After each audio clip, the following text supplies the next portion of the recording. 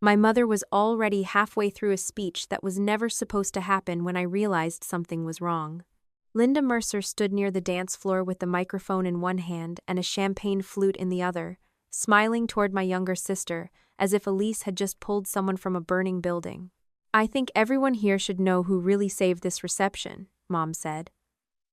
A few guests laughed politely. I didn't. Beside me, my husband, Evan, lowered his fork. Mom extended her free hand toward Elise.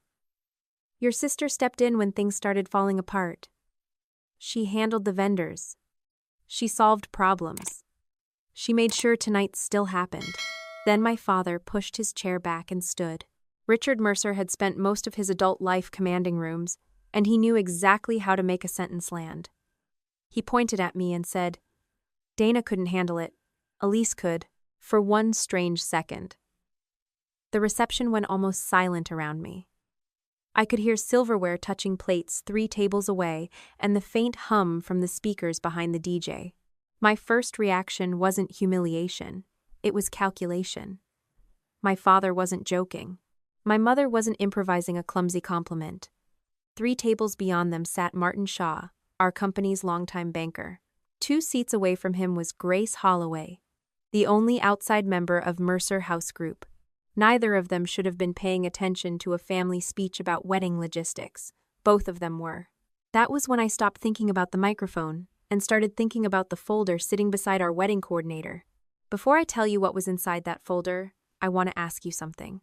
Have you ever had someone take the work you did, turn your restraint into weakness, and then praise somebody else for fixing a problem they helped create? Stay with me, because what happened after that speech changed far more than my wedding reception. And if you enjoy stories about families who finally have to answer for the choices they make, subscribe to the channel and stay with me to the end. I looked at Evan. He knew me well enough not to ask if I was all right in front of 200 people. He simply watched my face and waited. I put my napkin beside my plate and stood. Mom was still talking about Elise's calm under pressure, but I walked past her toward Maya Benton, our coordinator. Maya had been standing near the catering station with the expression of a woman trying very hard not to become part of a family argument. "I need the master vendor folder," I told her. Her eyes flicked toward my parents, then back to me. "The whole thing?" she asked. "Especially the change orders." She didn't hesitate after that. She reached beneath her clipboard and handed me a thick, cream-colored folder with tabbed sections along the side. I had asked Maya to keep that folder 3 weeks earlier, after one small vendor change had appeared that I didn't remember authorizing. At the time, I thought I was being cautious. By my wedding night, caution had become evidence. Maya had added the final confirmations as vendors closed out their on-site work. I opened the change order section and found Elise's signature again and again. Extra lounge furniture. Premium champagne. Additional cocktail staff. A late-night food station. Rush lighting adjustments. Shuttle extensions. None of those things had saved the wedding from disaster. Most of them had simply made an already expensive reception more expensive. Maya had written the total on the summary sheet in black ink. $18,400. I carried the folder back toward my family. Mom stopped speaking when she saw me approaching. Dad's expression changed first. Not much. Just enough for me to notice that the satisfaction disappeared from his face. Elise was still smiling because she apparently believed I was about to thank her. I stopped in front of her, opened the folder to the summary page, and placed it in her hands. "Perfect," I said. "Then you can explain the extra $18,400 in charges you approved." Her smile disappeared so quickly that several people near us noticed. Elise looked down at the page and began flipping through the signed orders. "Those were necessary," she said. "There were problems." I kept my voice level. "Which problems?" She looked up. "The reception needed fixing. The reception already had furniture. It already had champagne. It already had staffing. You added more. That isn't the same as rescuing anything." Mom cut in immediately. "Dana, not here." I turned my head toward her. You're holding a microphone. A few guests laughed nervously, then stopped when Dad stepped closer. Your sister was trying to help you, he said. You were overwhelmed. Someone had to make decisions. There it was again. Overwhelmed. The word had been circling me for weeks, usually wrapped in concern. Mom had used it. Dad had hinted at it. Elise had suggested I should let people take things off my plate. I had kept correcting them because I wasn't overwhelmed. I was busy. Those were not the same thing. She had no authority to spend my money, I said. Dad gave the small, dismissive shake of his head he used in business meetings whenever he wanted everyone to believe a question was too minor to deserve a real answer. I was the backup family contact. I told the vendors she could handle things. I looked at Elise. Did he tell you that? She didn't answer immediately. She looked at Dad instead. That was the moment the room shifted. Until then, people could still tell themselves this was a tense misunderstanding between sisters. Elise's face made that harder. You told me to sign them, she said to him. You said it would all go on her bill. My father's jaw tightened. That is not what I said. Yes, it is. Elise lowered the folder. Her voice had gone quieter, but the microphone was still live in my mother's hand. And Mom had apparently forgotten that. You said Dana would reject every change if I asked her. You told me to just make the decisions and sign whatever they needed. Dad reached toward Mom. Give me the microphone. Mom finally looked down at the thing in her hand and switched it off. Unfortunately for them, the important part had already carried across the room. I didn't need to raise my voice. So let me understand this. Elise made changes I didn't authorize. You told her to approve them anyway. You told her the cost would go to me. And then the two of you stood up at my wedding and told everyone she had saved me from those same decisions. That's not what happened, Dad said. Then explain what happened. He looked around the room before answering. That mattered. My father almost never searched for an audience reaction, unless the audience itself was part of the calculation. You're proving my point, he said finally. Everything becomes an interrogation with you. Someone helps, and instead of saying thank you, you turn it into an audit. I almost laughed, because he had accidentally chosen the one accusation that would have worked on me a few years earlier. I had spent most of my adult life being told that I was too precise, too demanding, too interested in who approved what and why. At Mercer House Group, those qualities were useful whenever a contract went wrong, payroll was tight, or a client threatened to walk. They only became personality flaws when the questions made my father uncomfortable. If you spend $18,400 of my money without asking, I said, yes, I audit it. Elise shoved the folder back toward me. I thought I was helping. You thought putting the bill in my name was helping? Dad said you could afford it. That sentence hurt more than I expected. Not because of the amount. Evan and I had planned an expensive wedding and could absorb an unexpected bill without losing our home or missing a mortgage payment. That wasn't the point. The point was the assumption underneath it. Dana can afford it. Dana will fix it. Dana can handle it. Those words had followed me through my family for years, and somehow they always ended with someone else making a choice and me carrying the cost. Evan came to stand beside me. He didn't take the folder from my hands or start threatening anyone. He leaned close enough that only I could hear him and asked, "Do you want to leave?" I looked around the reception. The flowers were still beautiful. Our friends were still sitting at their tables. The band was waiting for someone to decide whether the evening was over. I had spent months planning this day with Evan, and I suddenly understood that leaving would hand my parents the last part of the story too. They would say I had become emotional, that I couldn't cope, that Elise had tried to help, and I had ruined my own reception because I couldn't stand losing control. No, I told him. They can. I turned to Maya. No more speeches that aren't on the schedule. No more family-approved changes. If a vendor needs anything, it goes through you. If it needs bride or groom approval, it comes to me or Evan directly. Maya nodded once. Done. Then I faced my parents. You have two choices. Sit down. Stop interfering with the reception. And let us finish our wedding. Or leave. Mom stared at me as if I had slapped her. "You're throwing your parents out? I gave you 2 choices." Dad's face went red. "You're making a scene." "No, you made the scene. I'm ending it." For a few seconds, I thought he might force the issue. He was used to having the last word, especially when Elise and Mom were beside him. But this was not Mercer House Group. He didn't own the building. He wasn't paying the staff. Maya wasn't his employee. And most importantly, the room had heard enough that another speech would only make him look worse. He sat down. Mom followed. Elise remained standing for another moment, clutching the folder against her stomach, then dropped into her chair without looking at me. I handed the microphone back to the DJ. "Please continue." The first song after that was awkward. There was no way around it. People avoided looking directly at my family, which of course meant they were constantly looking at my family. But within 20 minutes, the reception started becoming ours again. Evan pulled me onto the dance floor. Friends joined us. Someone convinced my college roommate to dance with one of Evan's uncles, which became so spectacularly bad that half the room forgot the argument long enough to laugh. I made a deliberate choice not to spend my wedding chasing explanations. The folder was closed. The charges would still exist in the morning. My marriage deserved at least a few hours in which my parents were not the center of it. That decision turned out to matter.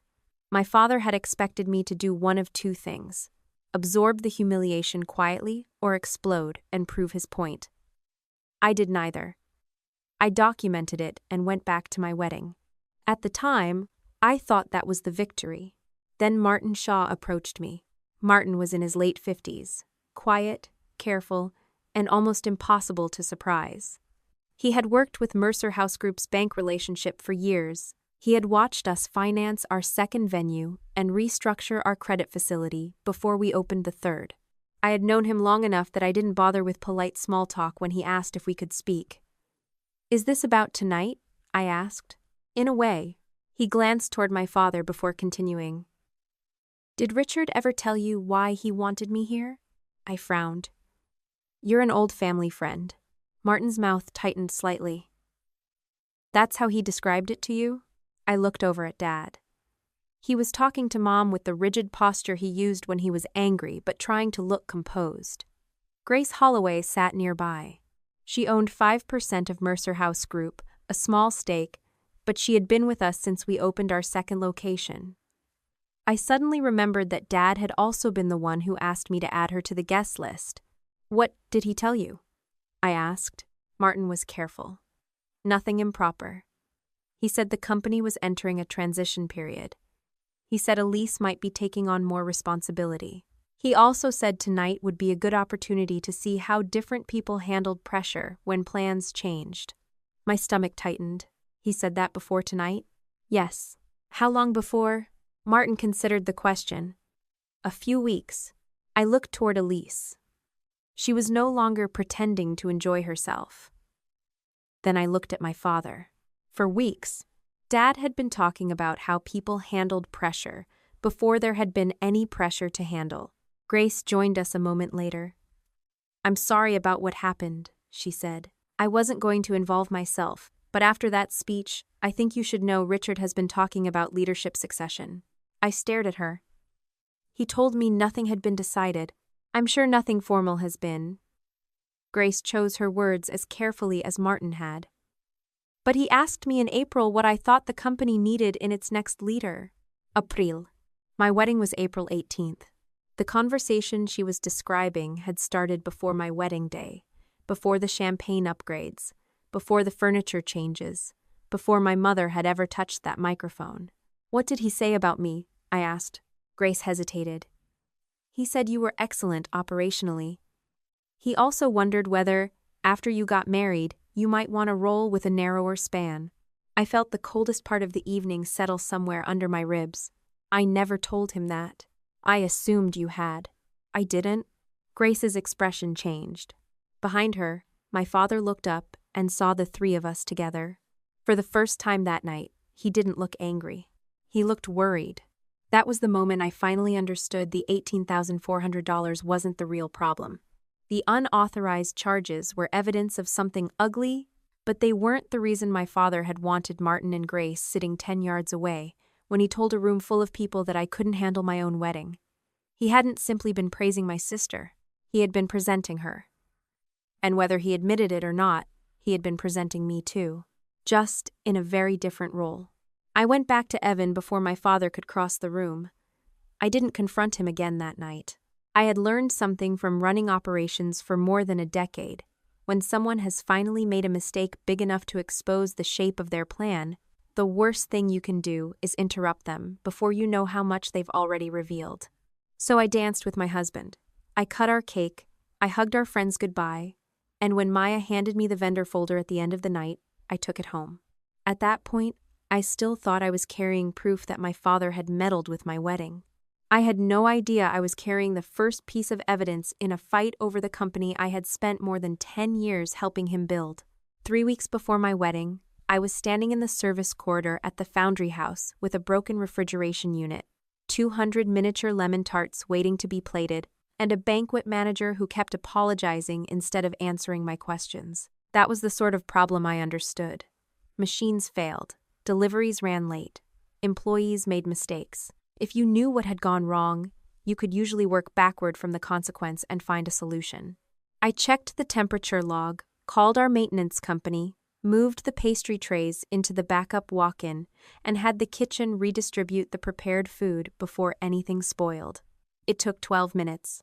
By the time the client arrived for her final walkthrough, nobody outside our staff knew there had been a problem. That was also the sort of moment my family liked to summarize by saying, "Dana could handle it." The phrase sounded complimentary until you lived inside it long enough. The foundry house had trained me to handle things long before I had an official title. My father bought the building when I was a teenager, back when it still looked more like an abandoned factory than a wedding venue. There were exposed brick walls, warped wooden floors, old loading doors, and an office in the back that smelled permanently of dust and coffee. I spent Saturdays there while Dad met contractors. When I was 17, I folded napkins after school because a staffing agency had sent 6 people instead of 8. I learned to build my first spreadsheet in that back office because Dad decided I should understand why a sold-out event could still lose money. He sat beside me in front of an ancient desktop computer and pointed at a column of numbers. "Revenue impresses people," he told me. "Margins keep the lights on." I remembered that sentence for years. There had been a time when I thought working beside my father was a privilege. Most of the time, it actually was. Richard Mercer was demanding, impatient, and far too certain that his instincts were better than anyone else's. But he had also taught me how to negotiate with a vendor who thought volume gave him leverage. He taught me to walk a ballroom before a client did, and notice the loose table leg, the dead bulb, the water stain near the ceiling. He taught me not to panic when something went wrong in front of guests. "Problems get expensive when people get emotional," he used to say. I had built a career out of listening to him. What neither of us understood then was that one day I would use those same lessons against him. That morning at the foundry, after I handled the refrigeration issue, I found Nina Patel near the loading entrance checking a delivery sheet.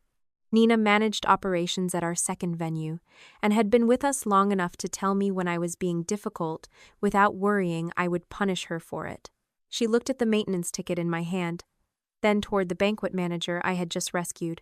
"You fixed it yourself again," she said. "I coordinated it. You reassigned the food called maintenance, changed the prep sequence, and rewrote the timing, which needed to happen. That isn't my point. I knew her point before she made it. I just didn't like it." Nina folded the delivery sheet against her chest. "You tell people to own problems, Dana. Then the second they take too long, you solve the problem for them." They were standing beside melting pastry. "And next time they'll stand beside melting pastry waiting for you?" I wanted to argue. Instead, I looked toward the banquet manager, who was now following the new prep plan I had written. Nina wasn't wrong. That was one of my flaws, although I did not like calling it that at the time. I was fast. I was good under pressure. And because I was fast and good under pressure, I often convinced myself that stepping in was more efficient than teaching someone else to recover. In a crisis, that was sometimes true. Over years, it taught people something dangerous. "Dana will fix it. I'll talk to her," I said. Don't talk to her. Give her the next one. I glanced at Nina. You've been waiting to say that. Since Tuesday. I laughed despite myself and handed her the maintenance ticket. Fine. Next problem is hers, unless the building is actually on fire. Nina nodded. Progress. That conversation mattered later because my father was not inventing every criticism he made about me. I could be controlling. I could be rigid. I cared about who approved what, which department owned a failure, and whether an expense had been coded correctly. The difference was that a real flaw gives people something to work on. It does not give them permission to rewrite your entire identity. Our executive meeting started at 10 in the conference room, overlooking the main ballroom. Mercer House Group was still small enough that senior meetings felt personal. We owned 3 event venues and a catering division, with annual revenue somewhere between $12 and $14 million depending on the year. My father still held 55% of the company and served as managing member. My mother owned 10%. Elise had 8%. Grace Holloway, an outside investor who had come in when we opened our second venue, owned 5%. I owned 22%. That percentage had not been a gift. 8 years earlier, the company had hit a cash crunch during an expansion that cost more than Dad expected. I put in part of my own savings and accepted membership interest in return. Before I signed anything, I hired an attorney. Dad made fun of me for it. You're investing in your own family, he said. I'm investing in a business. That's the same thing. No, it isn't. He rolled his eyes, but he signed the agreement. I barely thought about that document afterward.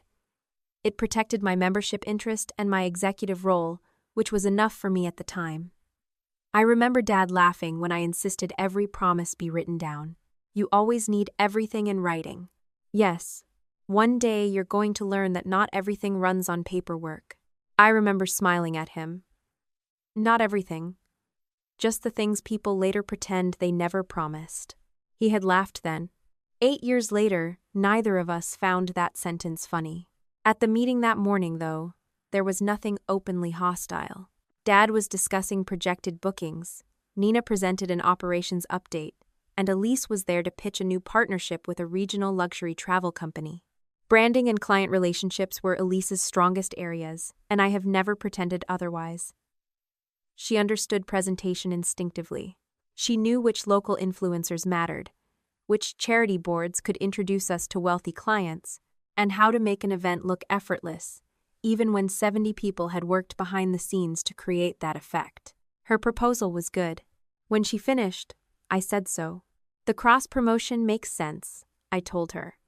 Especially if we protect the catering margin. Elise smiled. Thank you. Dad leaned back in his chair. This is what I mean when I talk about leadership. You have to understand the room, not just the spreadsheet. The compliment itself was harmless. The way he looked at me when he said the second half was not. I let it pass. Grace Holloway was on the video screen at the end of the table. She asked Dad whether he had made any decisions about succession. He was 67. He had reduced some of his daily workload over the previous year, but retirement was a word he used as if it referred to a theoretical disease other people caught. Dad smiled. When the time comes, the best person will lead. Grace said, That wasn't exactly my question. It's exactly my answer. I didn't push him. I had spent years assuming succession would eventually be addressed in a formal process. I was COO. I ran most of the operational side. I had equity. If Dad wanted to name someone else, I expected there would be a business reason and a business conversation. That assumption looks embarrassingly naive now. But at the time, there was no reason to think my father was planning to use my wedding as a leadership exercise. The first wedding issue arrived that afternoon. I was back at my office when my phone rang. The caller was from a rental company handling part of the reception setup at Riverside Conservatory. Dana, I just want to confirm the adjusted delivery window before we finalize the truck schedule. I stopped typing. What adjusted window? There was a pause. The request from your family contact. My planner is the primary contact. Yes, Maya is listed first, but Richard Mercer is listed as your backup family logistics contact. That part was true. I had added Dad because Riverside required someone from the family to be reachable if Maya was dealing with me or Evan during the ceremony. Dad had managed events for 30 years. At the time, he seemed like the obvious person. What did he change? The vendor explained that Dad had requested moving part of the furniture delivery later because he thought the room setup might change. It was not catastrophic. It did not cost anything yet. It was also unnecessary. Keep the original delivery time, I said. Absolutely. And from now on, no schedule change without written confirmation from Maya or me. I'll note it. I called Dad immediately. He answered on the third ring. Everything okay? Did you move the Riverside rental delivery? A brief silence. I asked a question. They processed it as a change. Well, that's their mistake. What question? I wondered if later delivery would give Elise more time to help with the lounge layout. There it was. Elise. She isn't planning the lounge. She has a good eye. I already have a planner. You also have a sister who wants to help. Helping is asking me what I need. It isn't changing vendor schedules. Dad sighed. Dana, it was a minor misunderstanding. You corrected it. Nothing happened. That was technically true. I could have removed him as backup contact right then. Sometimes I still wonder whether I should have. But logic works with what you know at the time, not with what you learn afterward. Dad had asked for a change. The vendor had interpreted it too broadly. No money had been spent. I corrected the request and made the authorization rule clearer. There was no reasonable basis yet for me to think my father was preparing to engineer a public narrative about my competence. So I did what I had done throughout my career. I fixed the process. I emailed Maya Benton and copied the major vendors. Going forward, please retain every version of each change order, including canceled requests. Note who requested each change. Any additional expense requires a signed change order from an authorized contact. Maya called me 10 minutes later. You want me to build a litigation file for your wedding? I laughed. I want you to build a paper trail. That sounded suspiciously like the same thing. It isn't. I just don't want to spend my honeymoon arguing about who ordered what. All right. Master vendor folder. I'll keep hard copies at the venue. Keep canceled versions too. Everything? Everything. I had no idea how important that last word would become. Evan came home before I did that evening. He was in the kitchen when I walked in, sleeves rolled up, opening a bottle of wine. You look like you've spent the day negotiating a hostage release, he said. Pastries. Worse. I kissed him and took the glass he offered. Unlike my family, Evan did not assume competence meant invulnerability. He also did not hover over me every time I had a difficult day. That balance was one of the reasons I loved him. Wedding issue too, I said. His eyebrows lifted. How bad? Dad tried to change a rental delivery. Why? He wanted Elise involved in the layout. Evan gave me a look. I knew that look. Don't. I didn't say anything. You were about to. I was about to ask if this is going to become a thing. No. Confident. It's handled. He took a sip of wine. That was not the question. I hated that he was right, mostly because Nina had made almost the same point that morning in a completely different context. I leaned against the counter. I clarified vendor authority. Maya is keeping a file. Dad understands not to make changes. And Elise? Wasn't involved. Evan nodded. Then I'll trust you. That should have made me feel better. Instead, I found myself wondering why Dad had mentioned Elise at all. A few days later, Mom met me for lunch near her house. She spent the first 20 minutes talking about wedding shoes, table arrangements, and whether I had enough time scheduled between the ceremony and reception photos. Then, almost casually, she said, After the wedding, I hope you let yourself slow down. I'm taking a honeymoon. After that. I looked up from my salad. Why? You work all the time. I like my job. I know, I'm not criticizing you. It sounds like you're preparing to. Mom smiled patiently. You're getting married. Priorities change. Marriage is not a medical leave. She laughed. That's not what I mean. Then what do you mean? You don't have to prove anything anymore. That sentence bothered me more than I let her see. Who am I proving something to? Nobody. That's my point. I set down my fork. I'm not planning to reduce my role at work. I didn't say you should. You implied it. I said I want you to enjoy your life. I do. Mom changed the subject after that, but the conversation stayed with me. The strange part was that nobody had asked Evan if marriage might reduce his professional ambition. Nobody had asked whether he would want a narrower role after April 18th. At the time, I treated Mom's comments as generational nonsense rather than a warning. That was another piece I had seen without understanding. The next week brought nothing dramatic enough to justify alarm. Work stayed busy. Wedding planning stayed busy. Elise sent me a few decor suggestions, most of which I ignored and one of which I actually liked. Dad did not contact another wedding vendor that I knew of. If the story had stayed at that level, I probably would have forgotten the rental call. Then, I opened the agenda for a Wednesday operations meeting. Elise's name was on it, not under marketing, not as a guest, for one presentation. She had been added to the full meeting. I walked down the hall to Dad's office and stood in the doorway. Why is Elise joining operations? Dad barely looked up from his laptop. Cross-functional exposure. Since when? Since I decided she should understand more of the business. I waited for him to elaborate. He didn't.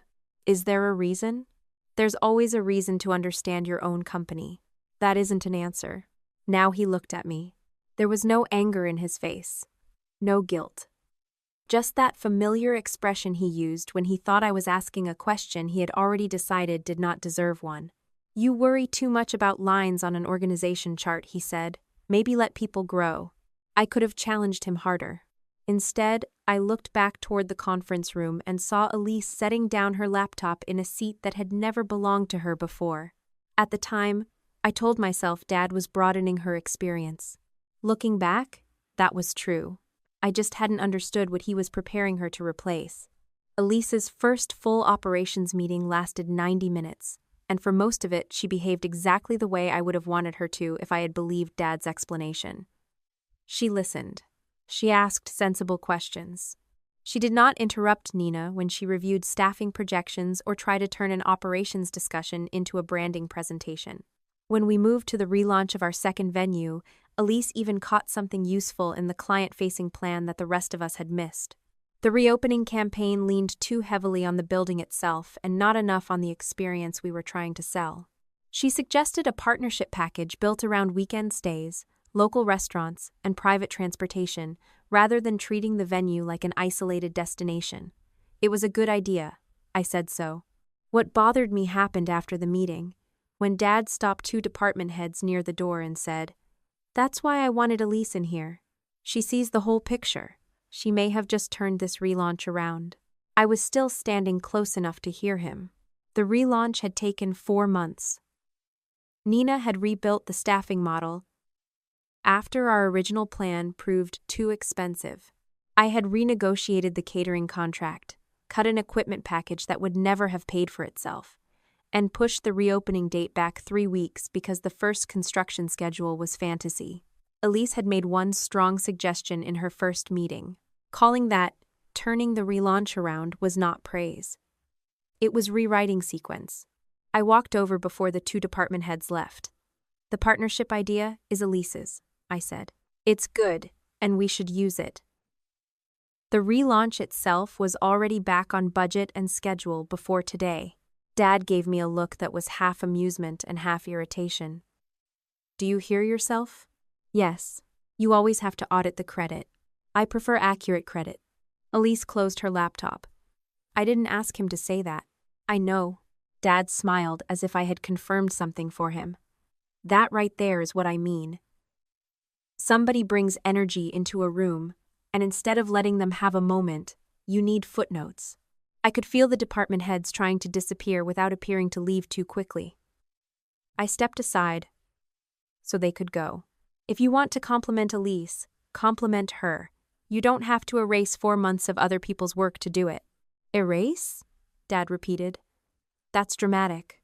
"No, it's specific." Elise exhaled through her nose and looked away. That exchange stayed with me because it was one of the first times Dad stopped framing Elise's increased involvement as education and started framing it as leadership. I still did not think he was planning to replace me. I thought he was doing what he had done since we were children, exaggerating Elise's contribution because he liked seeing her confident, then becoming defensive when I pointed out the exaggeration. Annoying, yes. Manipulative, sometimes. A succession strategy? I was not there yet. Later that afternoon, Nina came into my office carrying a staffing forecast and shut the door with her heel. "You're going to hate this," she said. "I already dislike the introduction. You were right in that meeting. That doesn't sound hateable. You were also proving his point a little." I leaned back. "Which point?" "That you make it hard for people to feel like they own anything." I stared at her. Nina sat across from me. "Not because you steal credit. You don't. You do the opposite. You track ownership so carefully that everyone knows exactly where the line is. But if somebody steps into your area and gets one thing wrong, you take it back fast. That's called accountability. Sometimes it's called control." I wanted to dismiss her. I wanted to remind her that I was the person who got called when a venue had 300 guests arriving in 40 minutes.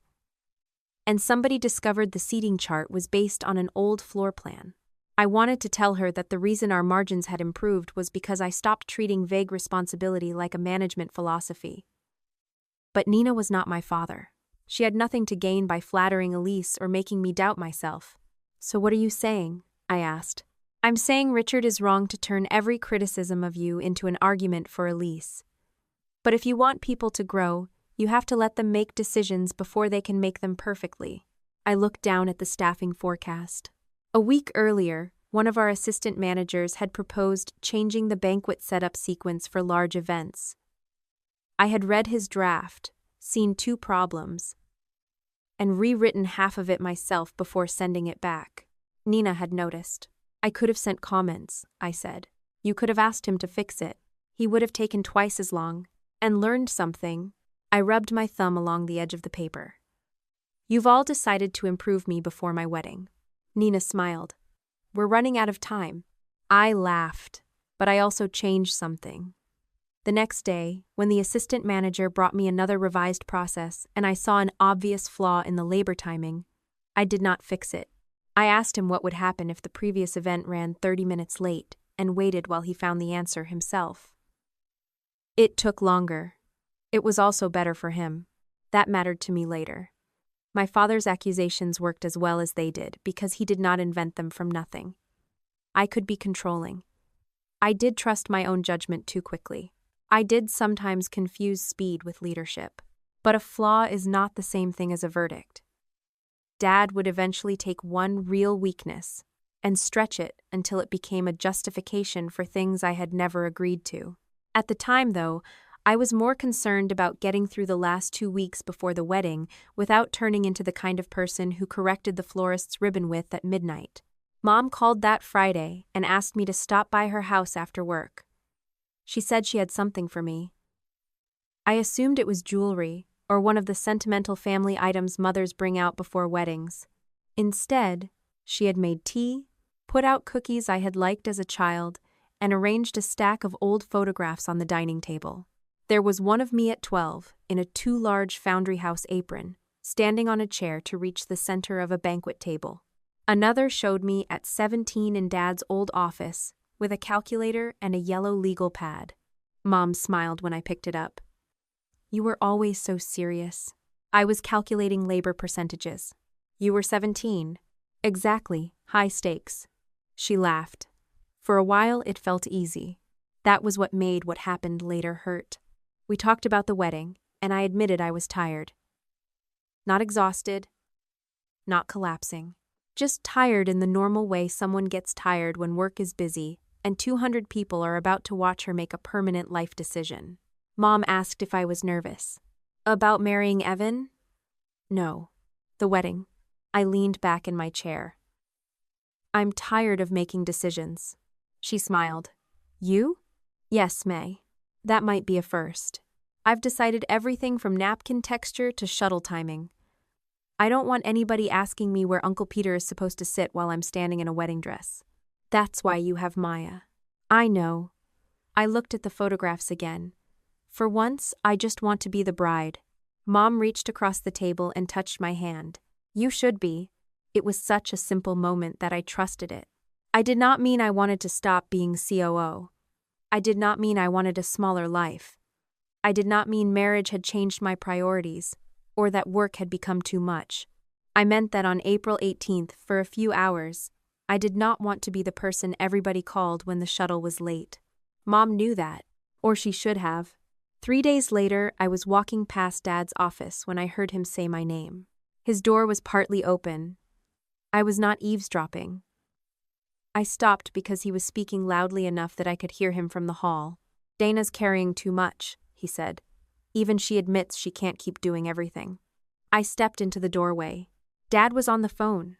He looked up, saw me, and ended the call within 10 seconds. Who were you talking to? Martin. The name registered, but not enough yet. What did you just tell him? Dad's expression barely changed. That you've been busy. You said I admitted I can't keep doing everything. He closed his laptop. Your mother said you're exhausted. No, she didn't. She said you told her you wanted to stop managing everything. On my wedding day, Dad frowned. I said I wanted to be the bride at my wedding. That is not a business announcement. You're being defensive. I'm being accurate. There it is again. What? This need to correct every sentence. I took a step into the office. Because you just told our banker that I said something I never said. Martin is a family friend. He is also our banker. Dad waved that away. You know exactly what I meant. No. I know exactly what you said. He pushed his chair back slightly. Dana, marriage changes things. That isn't an insult. My marriage changes nothing about my role at Mercer House unless I say it does. Nobody said otherwise. You just did. He stared at me for a moment, then gave me the patient look he used when he wanted to make my insistence on facts look childish. You're working yourself up over nothing. I left before I said something that would let him change the subject from what he had done to how I had reacted. Then I called Mom. She answered cheerfully. Hi, sweetheart. Did you tell Dad I said I couldn't keep doing everything? Silence. Not long, but long enough. I told him you were tired. That isn't what I asked. I may have said you wanted to stop managing everything for a while. For one day. Dana, he knows that. He just told Martin Shaw I admitted I can't keep doing everything. Mom sighed. Why are you making this so serious? Because he made it serious when he said it to someone. You always assume the worst when your father talks about you. No, I assume words mean what they mean. That is exhausting. I closed my eyes. Mom, I trusted you with that because I thought I was talking to my mother, not giving you a performance review. That's unfair. Then don't repeat private conversations about my wedding as statements about my career. I was worried about you. Then ask me. I do ask you. You tell everyone you're fine. Because I am. Mom lowered her voice. You don't have to prove you can do everything. I looked out my office window toward the Foundry ballroom. There it was again. Prove. As if my job, my equity, and the years I had spent building systems inside our company were all part of some competition I had created. I'm not proving anything, I said. I am telling you what I want. I am not stepping back from work. Fine. No, not fine. I need you to hear me. I heard you. Then don't tell Dad otherwise. She said she wouldn't. I believe she understood. That was my mistake. The next few days were busy enough that the conversation got pushed behind more immediate things. We had 2 major events at work. Evan's family arrived from out of state, and Riverside Conservatory started sending final confirmations. On April 11th, exactly 1 week before the wedding, I met Maya for our final vendor review. She had the master folder open across a conference table at Riverside, with colored tabs for catering, rentals, transportation, floral, entertainment, and miscellaneous changes. You really committed to the folder, I said. You created the monster. It's thicker than last time. Some vendors send a new page every time somebody sneezes. I sat down. Maya began walking me through the final documents. A changed delivery time that had been reversed. A seating revision. A canceled lighting option. A shuttle note correction. None of it alarmed me. What's this one? I asked, pulling out an old rental request. That's the one your father asked about. Cancelled after your email. Good. Maya pointed to a pile behind it. I kept all versions like you asked. Keep doing that. Even after the wedding? Until every invoice is closed. She smiled. I'm starting to think you don't trust anybody. I trust records. That is the most Dana sentence I've heard all month. She was teasing me and I laughed. Looking back, I sometimes wish I had sat there for another hour and compared every pending line against every original order. Maybe I would have found something earlier, but there was nothing in that folder yet that said $18,400. Most of the expensive day of orders had not happened. All I had was one corrected change from Dad, several harmless revised versions, and a clear written rule. So I did not invent a crisis where I could not see one. I tapped the folder. Keep everything, even the versions we don't use. Maya nodded. Already doing it. That folder would eventually become the most important object at my wedding. At the time, I left it on Maya's table and went back to work. The first thing I saw when I returned to my office was a calendar invitation. Leadership alignment. Scheduled for May 4th, after Evan and I returned from our honeymoon. Attendees: Dad, me, Elise. Our finance director. Our HR lead. I read it twice. There was no agenda attached. I walked into Dad's office again. What is leadership alignment? He kept typing for a moment before looking at me. Planning. For what? The next phase of the company. What next phase? We'll discuss it when you get back. Why is Elise there? Because she's leadership. She's head of brand partnerships. And a member of the company. So am I. That doesn't answer the question. Dad leaned back. Do you want to spend the week before your wedding arguing about org charts? No, I want an agenda. You'll get one. When? When it's ready. That answer annoyed me more than a refusal would have. Dad had spent years teaching me that meetings without agendas were how people hid decisions inside conversation. I returned to my desk and opened the wedding guest list. I had not meant to. I was looking for distraction. Instead, I noticed Martin Shaw's name. Then Grace Holloway's. Then Daniel Cross. One of our largest corporate event clients, and a man Dad had specifically asked me to add 3 weeks earlier. I opened Dad's original guest list email. His message had been casual. Old friends, they've known the family forever. It would mean a lot to me. Martin had known our family for years, yes. Grace had attended family events before. Daniel had not. I stared at the 3 names. Then I opened the leadership alignment invite again. The feeling I had was not certainty. Certainty would have come later. It was the first uncomfortable awareness that separate things might not actually be separate. Dad talking to Martin about my workload. Grace asking about succession. Elise suddenly attending operations meetings. Mom telling me marriage should change my priorities. A leadership meeting waiting for me after the honeymoon. And 3 people connected to the future of Mercer House Group sitting at my wedding because my father had personally asked me to invite them. I called Evan. He answered from his office. Everything okay? I need you to tell me if I'm making something bigger than it is. That is a dangerous opening. I'm serious. So am I. What happened? I told him about the calendar invite and the guest list. He was quiet for a few seconds. Do you think your dad is planning something at work? I don't know. That isn't what I asked. I looked at the names again. I think he's having conversations about my future without me. Then ask him. I did. And? He told me not to argue about org charts before my wedding. Evan sighed softly. I said, I can handle it. The words came out automatically. There was a pause on the line. Then Evan said, I know you can. Something about the way he said it made me stop. He did not say it like my family did. He did not mean, therefore I should. He meant he trusted me. That isn't the same as saying you have to handle it alone, he added. I looked out across the parking lot. Nina had told me essentially the same thing about work. Give people the chance to own something. Evan was telling me the inverse. Give people the chance to stand beside me before I had already solved everything. So for once, I did not tell him I would call when I knew more. I'm worried, I said. There. Not overwhelmed. Not incapable. Worried. I know, Evan said. "We'll deal with whatever it is after we know what it is." That should have been enough to settle me for the evening. It almost was. Then, before I closed the guest list email, I noticed the dates beside Dad's additions. He had asked for Martin first, Grace 2 days later, Daniel the following week. All 3 requests came after he had started talking about Elise's broader role. All 3 came before the wedding vendor issue. I still did not know what my father was planning, but I knew something else.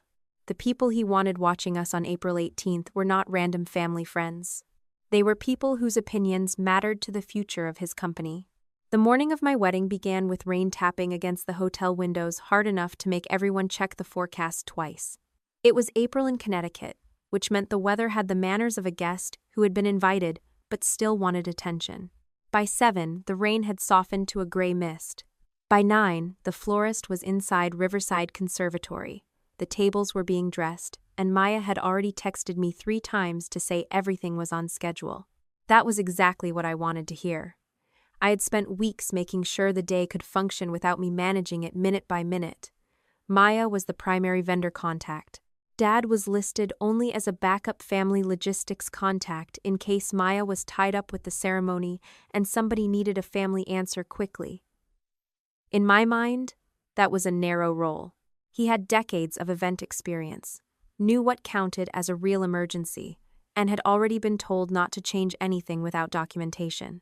I had no reason that morning to believe he intended to use that access for anything more. Evan and I were getting married at 4. The first half of the day was deliberately quiet. I had breakfast with my bridal party, did hair and makeup, reviewed the schedule once, then put my phone face down. I remember feeling almost proud of myself for that. Work had trained me to scan for problems before anyone else noticed them, but I had promised myself I would not spend my wedding hovering over vendors. Maya knew the plan. The contracts were signed. The contingency list existed. If a shuttle was 10 minutes late, nobody needed the bride on the phone solving it. At 11:20, Maya texted me that the lounge furniture configuration had changed slightly because of the rain and indoor traffic flow. I asked whether it affected cost. She said there was an upgrade attached, but Richard had told the rental crew Elise was acting as his on-site designee, and Elise had signed the change order. I sat up straighter when I read that. I called Maya. "What upgrade?" "Different lounge set, better upholstery, slightly larger footprint. Necessary?" "No." "How much?" "About $2,100. I closed my eyes for a second. Why did the vendor accept Elise? Richard is on the contact sheet. He told them she was handling family-side decisions while everyone was getting ready. They still made her sign. That detail mattered. The vendor had not taken instructions from a random bridesmaid wandering through the ballroom. My father had used the authority I had given him, then extended it to Elise as though that extension were his to grant. "Do not approve anything else without calling me," I said. "I won't. Keep the paperwork." "I have it." I looked at my wedding dress hanging near the window. The old version of me would have opened the vendor spreadsheet immediately, called Dad, called Elise, called the rental company, and spent 20 minutes correcting all 3 of them. Instead, I asked one more question. "Is the room ready?" "Yes." "Does the furniture look wrong?" "No, it looks good." "Then leave it. We deal with the authority and the charge after the ceremony." Maya hesitated. "You sure?" "I'm getting married in 5 hours. I'm not turning 2 sofas into the main event." That was not surrender. It was prioritization. There is a difference, although my father would later try very hard to erase it. The next change surfaced around noon. The champagne package had been upgraded because the distributor had offered a premium replacement for part of our original order.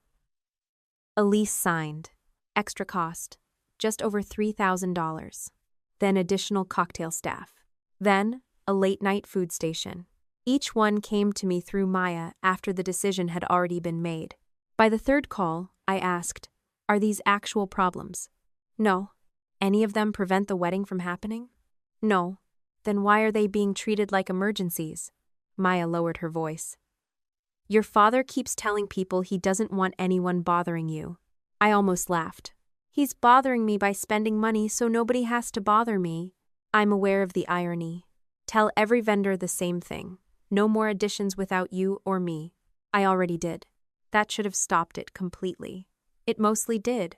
What I didn't know until later was that some of the changes had been verbally initiated earlier in the day, before Maya sent the stricter reminder, and were still being processed. Others involved services already underway. Once a bartender had been extended 2 hours or a lighting crew had started rush work, cancel it did not magically erase the labor.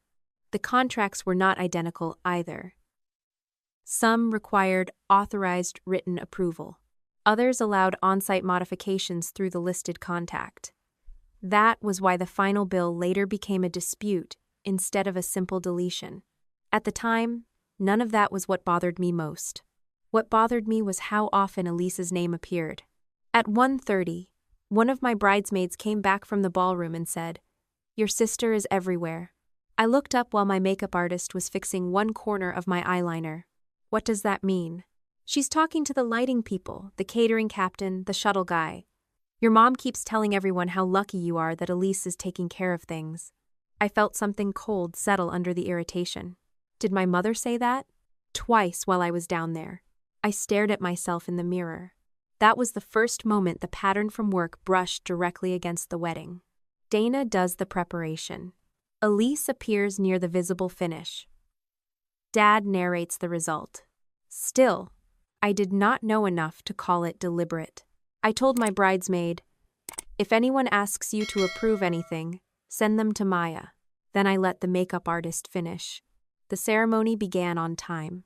That fact matters to me because later my parents would describe the day as if it had been moments from collapse before Elise intervened. It wasn't. The rain stopped before guests arrived. The shuttle schedule worked.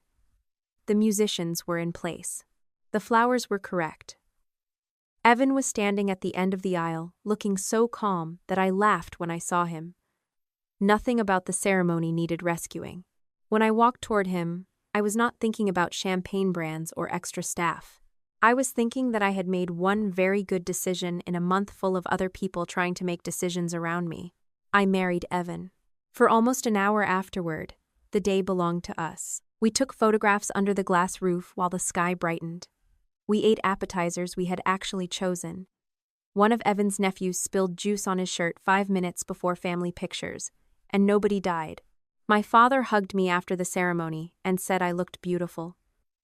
For a few seconds, he was simply my father again. That made everything later harder to reduce into a clean story about villains and victims. Richard was not pretending every time he loved me. That was part of the problem. People can love you and still resent the parts of you they cannot control. When we entered the reception, I noticed the lounge furniture immediately. It was nicer than what I had ordered. Larger cream-colored sofas, brass side tables, expensive throw pillows that no one at a wedding actually needed. The champagne was better too. Guests loved the late-night menu when they heard about it. If you had walked into that room without knowing anything else, you would have thought Elise had improved the reception. That was exactly what made the story so effective. She had not rescued a failing event. She had bought a more expensive version of a functioning one. And because the changes were visible, people could see her contribution in a way they could never see the weeks of planning that had made everything else run. I started noticing the commentary during cocktail hour. Mom stood beside Elise near the bar and told one of our cousins, "Thank God she stepped in. Dana was too busy to deal with all the last-minute things." Later, Dad said to Martin, "Elise has good instincts. She doesn't freeze when plans change." I was standing close enough to hear that one. Martin nodded politely. I could not tell what he thought.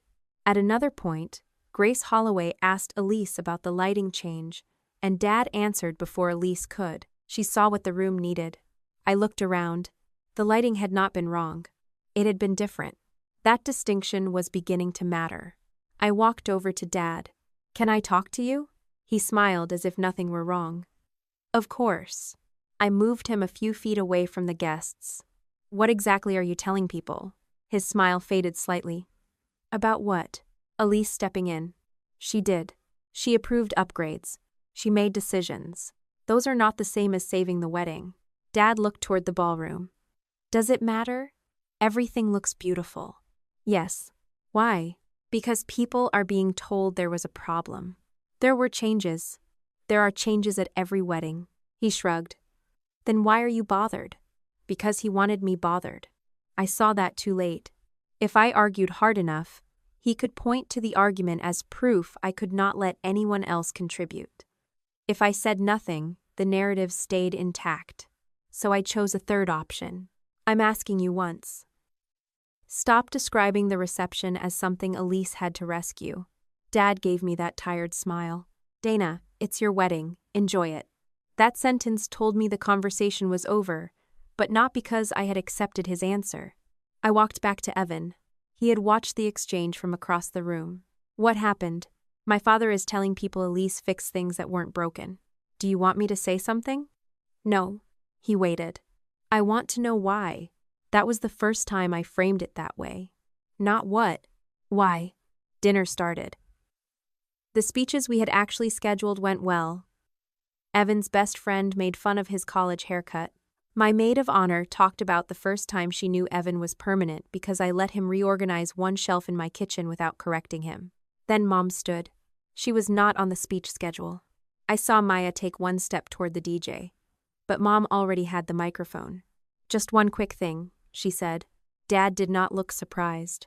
That was the detail I noticed first. Mom thanked everyone for coming, talked about family, then turned toward Elise. I think everyone here should know who really saved this reception.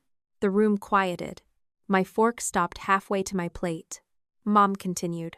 There were so many last-minute problems, and Dana had enough on her plate. Elise stepped in.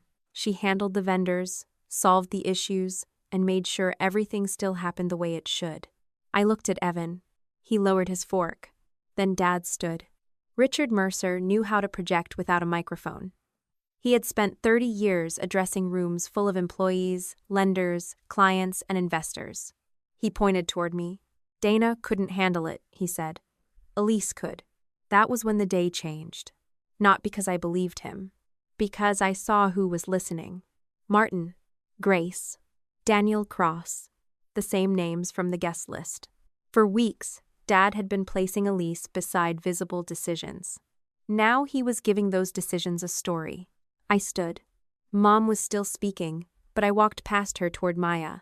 She saw my face and stopped me before I had to ask. I have the final change summary. How much? She opened the folder. I looked at the number. 18,400美元. For a second, even I was surprised. I had known about several extras. I had not known how many had been initiated before Maya locked the process down, how much overtime had attached to the staffing and lighting, or that the shuttle extension had already been contracted. Who signed? Maya turned the pages. Elise. Elise. Elise. The signature was not on every document, but it was on enough. I took the folder. What happened next was the part most people remembered. I walked back to my sister and put the folder in her hands. Perfect, I said. Then you can explain the extra $18,400 in charges you approved. Elise's smile disappeared. She flipped through the pages. Those were necessary. Which ones? The lighting, the staffing, the champagne. The lounge setup. Necessary for what? She looked toward Dad. That was answer enough.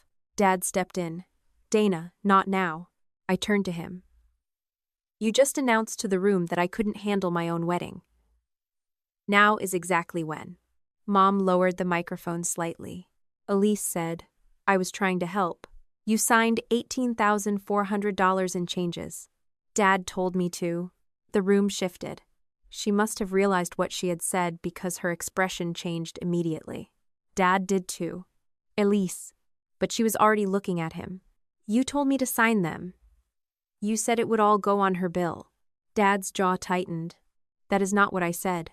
Yes, it is. Give me the microphone, he told Mom. Mom finally switched it off. Too late. I looked at Elise. Did he tell you to ask me first? She shook her head. Did he tell you that you had authority? He said he was the backup contact, and I could handle the family-side decisions. Dad interrupted. I said you could help.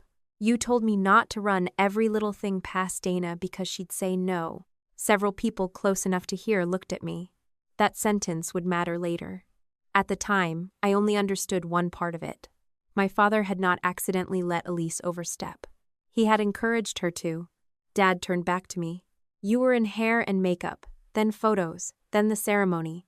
I was trying to keep people from bothering you, by creating expenses I never asked for, by letting your sister make decisions, and then telling everyone those decisions rescued me. Dad's eyes hardened. You're doing it again. What? Turning everything into an interrogation. There were moments in my life when I had let that accusation silence me. This was not one of them. If you spend my money without my permission and then use the spending to tell people I'm incompetent, you're going to get questions. Mom stepped closer. Dana, you're embarrassing everyone. I looked at the microphone in her hand. No, Mom, you started the speech. Elise shoved the folder back toward me. I thought I was helping. Did you know the charges were going to me? She hesitated. Yes. That hurt. Why? Dad said you could afford it. There it was. The family logic I had lived with for years. Dana can afford it. Dana can handle it. Dana will fix it. I closed the folder. Evan came beside me. He did not take over. He asked one question. Do you want to leave? I looked around the room. The reception was beautiful. Our friends were still there. Our wedding cake had not been cut. My parents had already taken a microphone, my money, and several minutes of a day that did not belong to them. I was not giving them the rest. No, I said. They can. I found Maya. No more unscheduled speeches. Done. No more family authority. If a vendor needs approval, it comes to you. If you need bride or groom approval, come directly to us. Done. I sent the same instruction in writing to the vendors still on site so there would be no ambiguity. Then I faced my parents. You can sit down and let the reception continue. Or you can leave. Mom stared at me. You're throwing us out? I'm giving you a choice. Dad said, this is exactly what I mean. You always have to control the room. No, I'm controlling my wedding. He looked toward the guests. Again, always toward the guests. That was when I became certain the audience mattered to him. He sat down. Mom followed. Elise stood for a second longer, then sat without looking at me. I handed the room back to the DJ. The next 20 minutes were uncomfortable. Then people started dancing. That was one of the best decisions I made that night. I did not spend the reception conducting discovery. I did not interrogate Elise at the table. I did not corner Dad in a hallway. I danced with Evan. We cut the cake. I talked to people I loved. I let my wedding remain a wedding. The folder stayed with Maya until the end of the night. Later, some of those charges would be disputed. A few vendors reduced them because their authorization procedures had not been followed cleanly. Others had already provided labor, food, transportation, or equipment, and the services still had to be paid while responsibility was sorted out. I did not know that yet. What I knew was that the financial mess could wait until morning. The other part could not. Martin approached first. He asked whether Dad had told me why he wanted him at the wedding. Then he told me Richard had said the evening would be a chance to see how people handled pressure. Grace joined us shortly afterward. She listened while Martin spoke, then looked at me in a way that made me uneasy. There's something else, she said. What? She glanced toward Dad. He's been talking about succession. I know he's been avoiding talking about succession. That's not what I mean. I waited. Grace lowered her voice.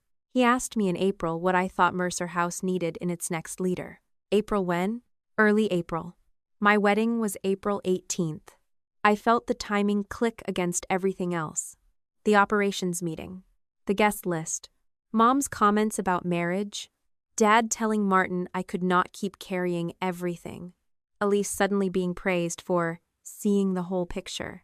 The wedding had not created those conversations. The conversations came first. I asked Grace, what did he say about me? He said you were extremely strong operationally. That sounds like him. He also said your span might be too broad, that after marriage you might want something narrower. I never said that. Grace's expression changed. I assumed you had. No. She looked genuinely uncomfortable. I'm sorry. I shouldn't have assumed. What did he say about Elise? That she was becoming more cross-functional, more comfortable with people, more adaptable. I almost laughed. More adaptable. At my wedding, That meant changing things I had already approved, charging me for the changes, then being praised for adapting to the situation she had helped create. I looked across the room. Dad had seen us talking. For the first time that night, he looked worried instead of angry. Grace touched my arm lightly. "There's one more thing." I turned back. "When he first brought this up, I asked whether you knew he was discussing succession. What did he say?" "He said there was nothing formal to discuss yet." "That sounds like him. He also said he didn't want to pressure you before the wedding." I felt something in me go very still. Before the wedding, not because of the wedding. This had been moving before the champagne, before the furniture, before Elise had signed anything. The $18,400 was real. The humiliation was real. But neither was the beginning. I went back to Evan before Dad could make his way across the room. "What did Grace say?" he asked. "Dad has been discussing succession since early April." Evan's expression tightened. "Without you?" "Yes." "And he invited the people he was talking to here?" "Yes." "And then publicly told them you couldn't handle your wedding." I looked at him. Hearing somebody else say it in sequence made it sound even worse. "I don't know exactly what he's doing yet." Evan nodded. "What do you want to do?" "Nothing tonight." He waited. "I mean it. Nothing tonight. I don't have enough information." That was different from avoidance. Earlier in my life, I had sometimes postponed family confrontations because I hated the mess. This time, I was choosing not to confront Dad because I finally understood I needed more than anger. I needed chronology. I needed documents. I needed to know who had heard what and when. Most of all, I needed to answer one question I had not known to ask until that night.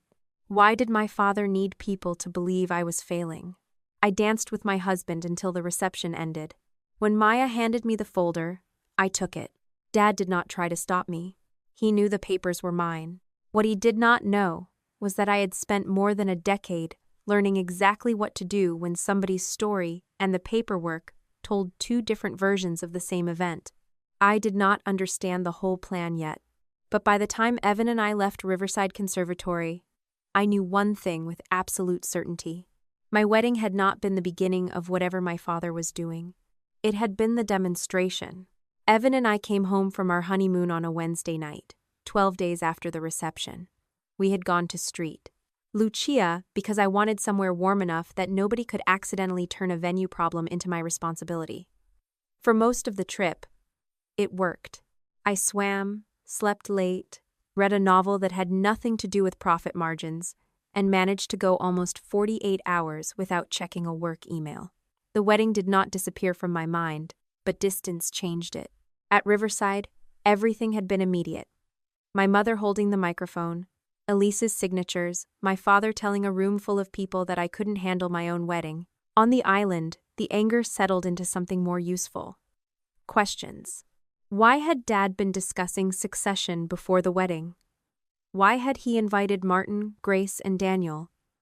Why had he started telling people that marriage might change my role when I had said the opposite? The longer I sat with those questions, the less interested I became in proving that my wedding had never needed saving. I wanted to know why he had needed an audience for the idea that it did. I resisted the old instinct to wait until I had answers before telling Evan everything I was thinking. On our first night home, we unpacked halfway, gave up, ordered takeout, and sat at our kitchen island with suitcases still open in the hallway. I told him I planned to review the company records as soon as I returned to the office. "Which records?" he asked. "Executive calendars, leadership planning, project recaps. Anything I'm authorized to see that shows when Elise started getting moved into operations. And what are you trying to prove?" "I'm not sure yet." He nodded, which irritated me, only because I was used to people filling silence with advice. I said, "I know how that sounds. It sounds like you're trying not to decide the answer before you have the evidence." "That's exactly what I'm trying to do." "Then why do you look like you're preparing for cross-examination?" "Because my father trained me." Evan smiled slightly, then reached across the island and took my hand. "What do you need from me?" That question was still new enough to catch me off guard. My family asked what I was going to do. Evan asked what I needed. "I need you to know what's happening before I know how it ends." "All right." I may find out Dad is just being controlling and clumsy. Okay. I may find out Elise thinks she deserves my job. Also possible. I may find out I'm connecting things that don't connect. He squeezed my hand. And if you do, then I stop. That was the promise I made myself too. Facts first. Not revenge. Not assumptions. Facts. I returned to Mercer House Group the next morning at 8:15. The Foundry House was already busy because we had a corporate dinner scheduled that night. I walked through the ballroom, checked on a staffing issue, answered 2 questions from catering, and felt the strange comfort of being back in a system I understood. That feeling almost made the wedding seem separate again. Almost. Then I reached my office and saw the leadership alignment meeting still sitting on my calendar for the following Monday. Dad had not canceled it. I began with records I had every right to access as COO and a member of the company. I did not open Dad's private email. I did not ask IT for anything hidden. I did not search Elise's computer. I pulled the shared executive calendar, project recap folders, role assignment memos, and leadership planning documents stored in the internal workspace our senior team used. If my father had been having informal conversations, I might never see them. But if he had been moving responsibilities or shaping formal discussions, some trace would exist. The first thing I built was a timeline. In early April, Dad had asked Grace for a meeting labeled Long-Term Leadership. The calendar entry lasted 45 minutes and included no notes. 2 days later, Elise was added to a venue operations review. The following week, she was copied into a pricing discussion she had never previously attended. 3 days after that, Dad added Martin to the wedding guest list. None of those things proved anything by themselves. Then I found the language. A draft from a leadership planning folder included a section labeled Executive Capacity and Future Span. It was not dramatic. There was no sentence that said, "We need to push Dana aside." If there had been, I would have distrusted it because my father was far too careful to write like a villain in a television show. Instead, it said, Dana currently carries a broad operational span across venue management, procurement, staffing, and capital planning. As personal priorities evolve, there may be value in narrowing executive focus while expanding leadership exposure across other members. I read it twice. Personal priorities. Not marriage. Not yet. Another version, saved 5 days later, added, Post-wedding timing may provide a natural opportunity to rebalance responsibilities. I sat back. That wording was exactly how Dad operated when he wanted to create an assumption without accepting ownership of it. He did not write, Dana asked to reduce her role. He wrote, there may be value. He did not write, marriage will make Dana less committed. He wrote, post-wedding timing may provide a natural opportunity. Soft language can carry a hard decision if enough people read it the same way. I checked the version history. The first draft predated the wedding. The second predated the reception. The third, saved the Monday after the wedding while I was on my honeymoon, contained a new sentence. Recent events further demonstrate the value of broader decision-making capability under pressure. I stared at that one for a long time. New names. No wedding. No Elise. But I knew exactly what recent events meant. My father had taken a situation he helped create. Watched my sister spend money I never authorized, publicly announced that she had rescued me, and then allowed that story to enter a leadership document as if it were an independent data point. That was the moment I stopped asking whether the wedding had been personal or professional. It had been both. I printed nothing. I saved the document locations and version dates in my notes and kept going. The next folder contained project recaps. I had read most of them before, but now I was looking for language rather than results. Elise appeared more often than she had 6 months earlier. Cross, functional visibility, client leadership, relationship, centered decision-making. None of those phrases bothered me on their own. Elise genuinely had those strengths. What bothered me was the contrast. My work was described in nouns. Operations, controls, budget, implementation. Elise was described in verbs. Lil, unified, turned around, connected. It was subtle enough that I almost admired it. If someone outside the company read those summaries without knowing who had done what, they would see Dana as infrastructure and Elise as movement. Infrastructure matters. Movement gets promoted. I closed the folder and called Martin. I had considered waiting until we saw each other at a bank meeting, but that would have been another version of pretending nothing had happened. He answered on the second ring. Back from paradise? Barely. Good trip? Very good. I'm glad. I paused. Can I ask you something without asking you to take sides? That is usually how dangerous questions begin. I'm serious. So am I. I looked at the notes on my desk. Before the wedding, what exactly did Dad say about leadership? Martin did not answer immediately. Dana, you know I have a relationship with the company. I know. I'm not asking what you think should happen. I'm asking what he told you about me. That is different. Yes. He took a breath. He said the company was reaching a point where leadership could not be concentrated too heavily in one person, meaning me. He used your name. What did he say? That you had carried a very large operational load for years, that he was concerned the company had become too dependent on you. That statement, on its face, was not insulting. I had made similar arguments myself about key person risk. What else? He said Elise was developing into a more relational leader and should be given opportunities to show judgment in unfamiliar situations. Did he say I wanted less responsibility? Not directly. Did he imply it? Martin paused again. Yes. How? He said marriage often changes how people think about balance. He said you might appreciate a narrower role once you had some distance. I closed my eyes. Did you ask whether I had said that? Yes. What did he say? That nothing had been finalized. That wasn't my question. No, it wasn't. Martin sounded uncomfortable now. I appreciated that more than false loyalty. Did he tell you the wedding would show how Elise handled pressure? He said it might be useful to see how different people responded when plans changed. Before the wedding. Yes, before the changes. I didn't know there were deliberate changes. I'm not saying they were all deliberate. I'm asking about timing. Yes, before. I thanked him and ended the call.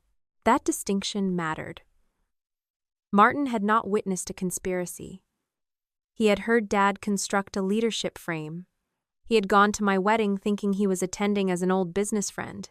Only after the public speech did he realize Dad had wanted the evening interpreted. Grace was more direct.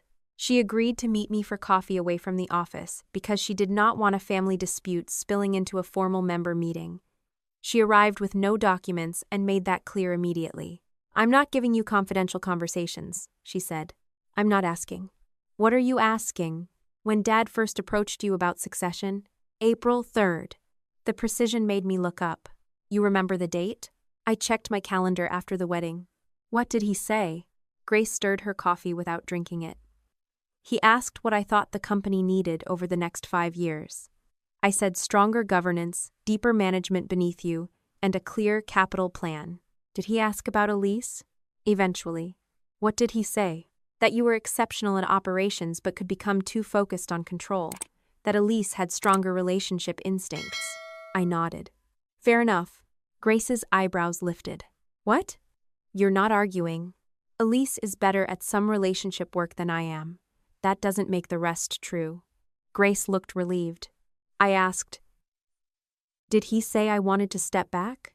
He said he expected you would want more balance after marriage. I told him the opposite. I know that now. Did you challenge him?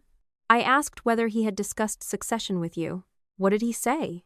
That he wasn't making a succession decision yet. Technically true. Again, Dad was very good at statements that survived fact-checking while creating impressions he never had to defend. Grace leaned forward. For what it's worth, I told him I didn't think Elise was ready to run the operating side. That surprised me. What did he say?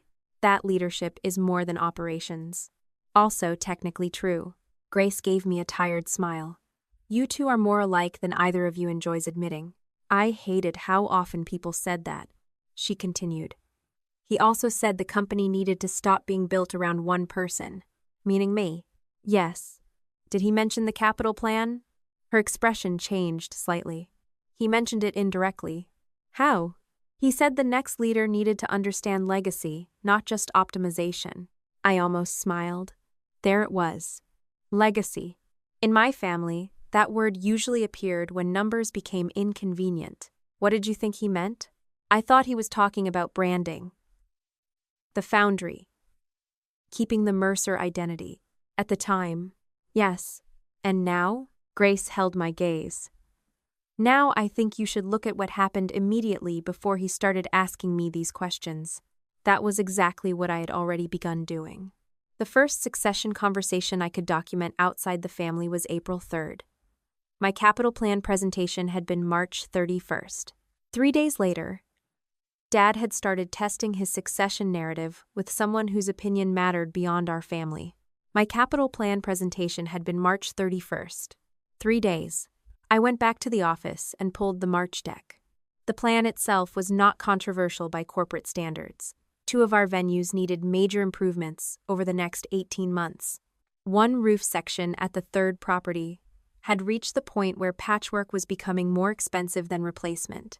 HVAC equipment at the Foundry House still had useful life, but not enough for us to ignore it in a 5-year forecast. Insurance projections were rising. Labor costs had increased. Harbor State Bank had already warned us that 2026 was not the year to stretch leverage casually. I had recommended roughly $1.6 million in capital improvements. To fund them without overburdening debt, I proposed cuts. That was where the meeting had gone bad. Dad's consulting allowance, his company vehicle arrangement, a broad discretionary hospitality budget he used for client dinners, club events, and what he liked to call relationship maintenance. A category of related party event spending that often covered Mom's charity functions at Mercer venues at heavily reduced internal rates. I had not proposed eliminating every perk. I had proposed rules, thresholds, documentation, approvals, numbers. Looking back at the deck, I remembered Dad's face when I reached the slide labeled Founder and Related Party Cost Controls. "You're putting my car on a board slide now?" he had asked. "It's an executive expense slide. It's my company. It's company money. You're talking about pennies compared to the whole budget. Then cutting the excess won't hurt." He had not liked that answer. I had treated the argument as financial. Maybe Dad had experienced it as something else. I checked the notes from that meeting. One line from Richard stood out. "We cannot professionalize ourselves into forgetting who built the company." At the time, I had thought it was theatrical. Now I saw the fear inside it. If I became president, I would not treat Mercer House Group as an extension of Richard Mercer. I would treat it as a business with owners, employees, lenders, contracts, and capital needs. That distinction threatened more than his car. It threatened his identity. I was still not ready to call that proof of motive, but it was enough to change the question again. Maybe Dad was not trying to prove Elise was better than me. Maybe he was trying to prove I should not be allowed enough authority to tell him no. I spent the next 2 hours comparing dates. March 31st. Capital Plan. April 3rd. Richard meets Grace about leadership. April 5th. Elise added to a cross-functional review. April 9th. Dad discusses balance after marriage with Martin. April 11th. Leadership alignment invite prepared. April 18th. Wedding. April 20. Updated succession draft references recent events demonstrating broader leadership under pressure. The sequence was too clean to ignore. I still needed to hear him explain it. Dad was at the Foundry House that afternoon. I found him in the old back office, the same room where he had once taught me how to calculate margins. The computer was newer. The walls had been repainted. The desk was still in almost the same place. He looked up when I entered. "How was Street Lucia?" "Beautiful." "Good. You needed the break." I stayed standing. His expression shifted. "I assume this isn't a honeymoon slideshow." "No." He closed the file in front of him. "All right. Why have you been telling people I may want a narrower role after marriage?" He sighed immediately. "Dana." "No, I want an answer. I've told people nothing has been decided. That isn't what I asked." "You always do this." "Do what?" "Reduce a conversation to one sentence and put it on trial." I pulled out the chair across from him and sat. Then give me the whole conversation. Dad looked toward the window. I think Mercer House has become too dependent on you. That can be fixed with stronger management under the COO. It's bigger than that. How? You control too much. That sounds different from dependency. It's the same problem from two sides. I let him continue. He said, you run operations. You dominate capital planning. You've become the final word on too many vendor relationships. Every department starts by asking what Dana thinks, because that is my job, part of your job. And what does marriage have to do with it? He rubbed his forehead. Nothing directly. Then why are you talking about it? Because people change. I haven't. You just got married. That is not evidence. His mouth tightened. There, that. Everything has to be evidence with you. You told our banker I might want less responsibility. I told Mom I didn't. I told you I didn't. What would you like me to call that besides evidence? He stood and walked toward the window. I was trying to protect your options. From whom?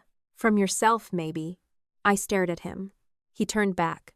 You've spent 10 years making yourself indispensable. That isn't healthy. You spent 10 years rewarding me for it.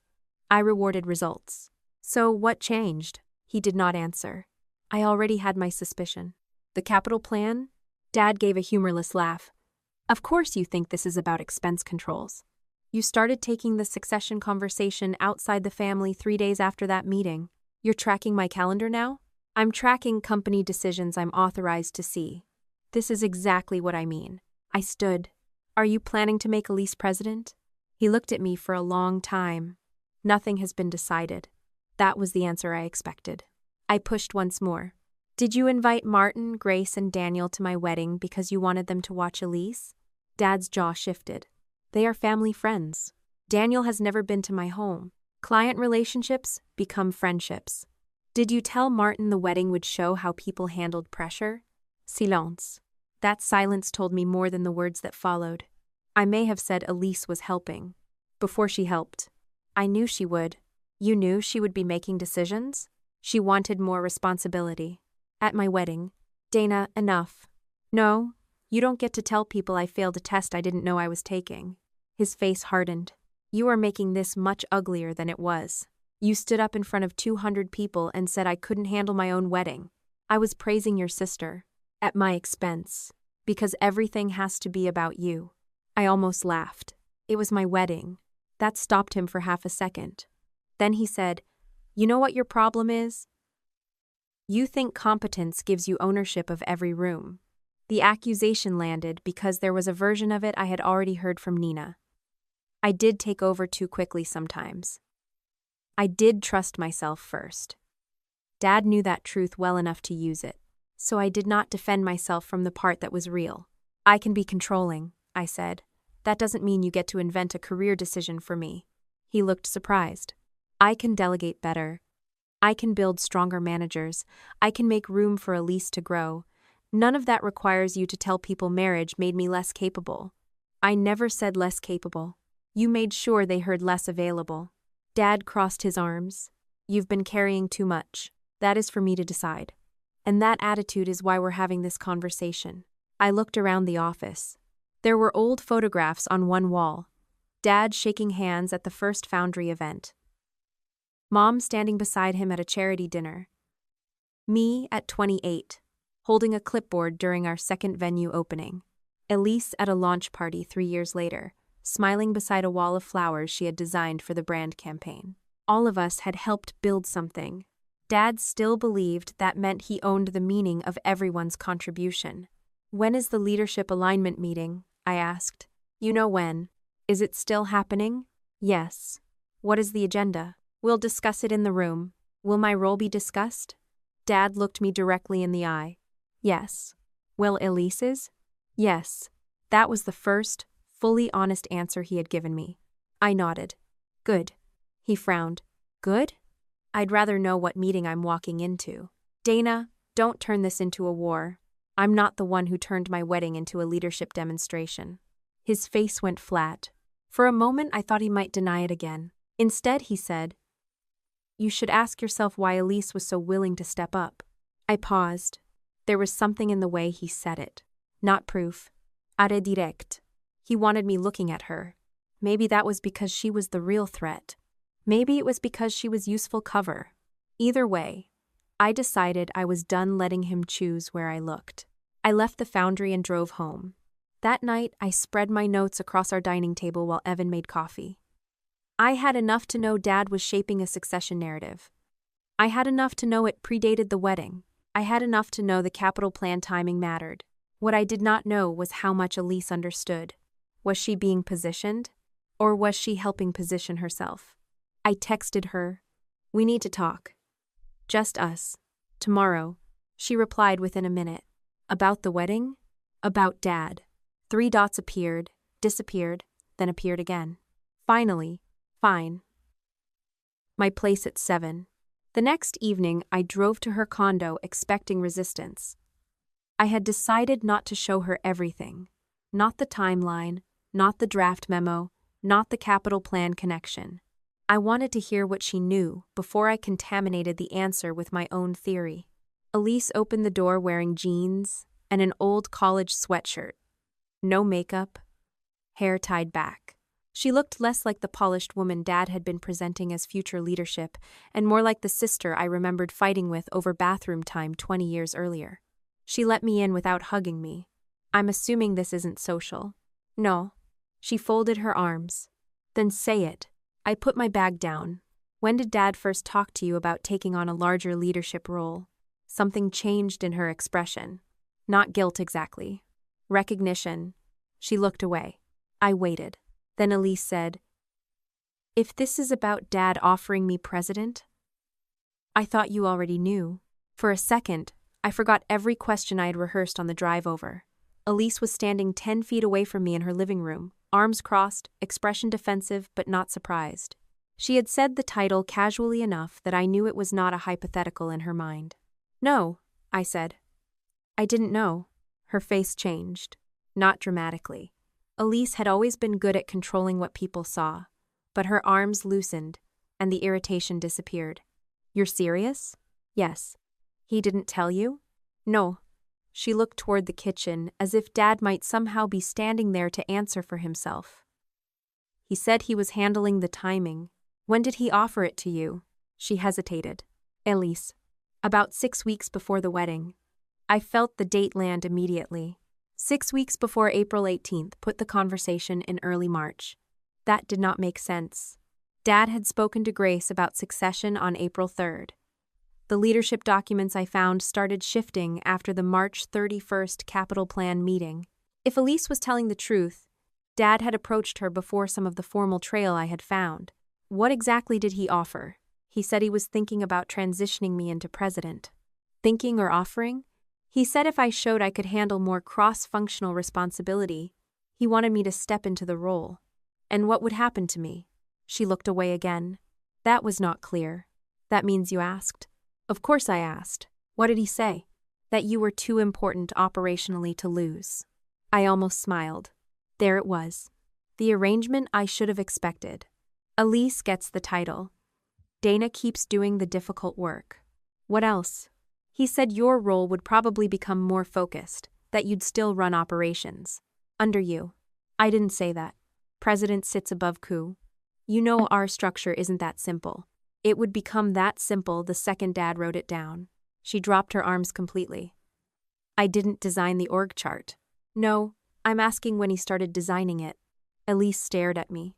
I watched her face carefully, not because I thought I could read her mind, but because people often reveal what they did not know when you give them a date they were not prepared to hear. Dad was talking to Grace about succession by April 3rd, I said. He was telling Martin I might want less responsibility after marriage before the wedding. He was adding you to operating meetings before you started making decisions at Riverside. Elise frowned. What? Did Dad tell you he had already been talking to people about you? He said he was sounding people out. When? She started to answer, then stopped. I took out my phone, opened the timeline I had made, and placed it on the coffee table between us. March 31st. Capital Plan Meeting. April 3rd.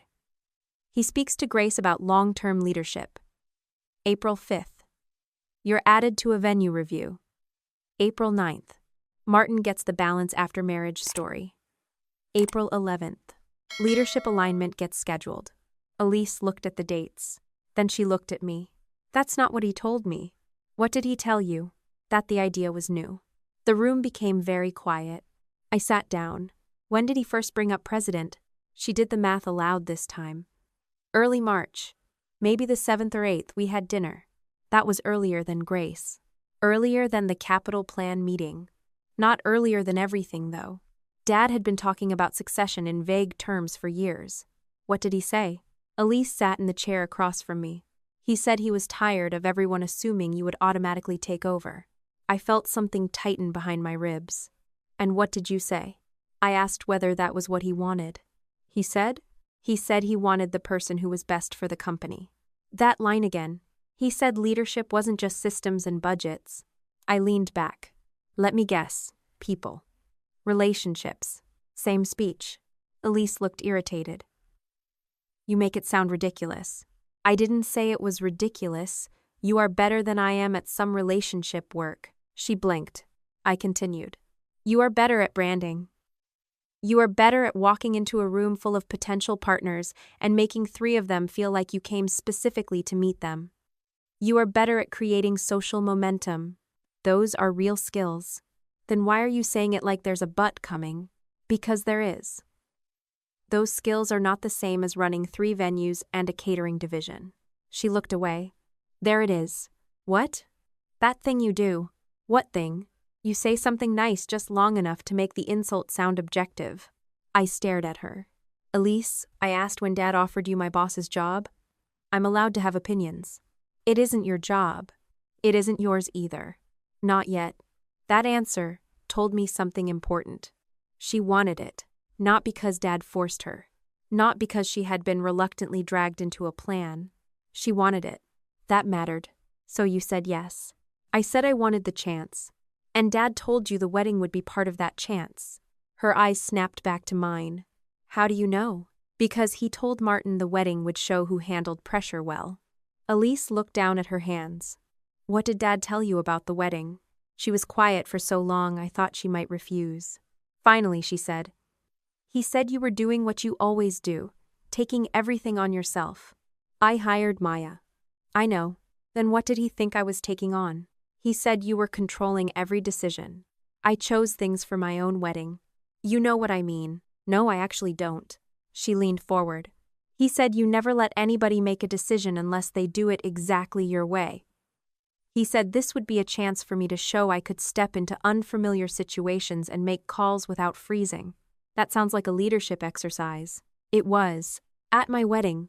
I know how that sounds now. Did it sound different then? She flinched. Good. I did not enjoy hurting her. But I was done cushioning obvious truths. What exactly were you supposed to do? Help with last-minute issues. Real issues? I didn't know which ones would happen. Did Dad tell you to create them? No. That answer came fast enough that I believed she at least believed it. Did he tell you to make changes I hadn't approved? He said if something needed a decision, I should make it, even if it cost money. She did not answer. Elise. Yes. How much did he say you could spend? He didn't give me a number. Did that concern you? At the time? Not enough. That was the first answer she had given me all evening that sounded like accountability instead of defense. Why not? Because he kept saying you'd say no to everything. I would have said no to some things. I know. Because they were unnecessary. I know that now. You knew the lounge furniture was unnecessary then. She rubbed her forehead. Yes. You knew the premium champagne wasn't necessary. Yes. You knew I already had a late-night food plan. Yes. Then what did you think you were proving? She stood up suddenly and walked toward the window. That I could make decisions without calling you. I stopped. There it was. Not Dad. Hair. The reason underneath her willingness. I waited. Elise crossed her arms again. But this time it looked less like defense and more like she was holding herself together. Do you know what it was like growing up with you? I almost laughed. We're really doing childhood now? You asked why. I asked why you spent my money. And I'm telling you. She turned around. Everything was always Dana can handle it. Ask Dana. Dana knows. Dana will figure it out. If I forgot something, Mom said, why didn't you ask your sister?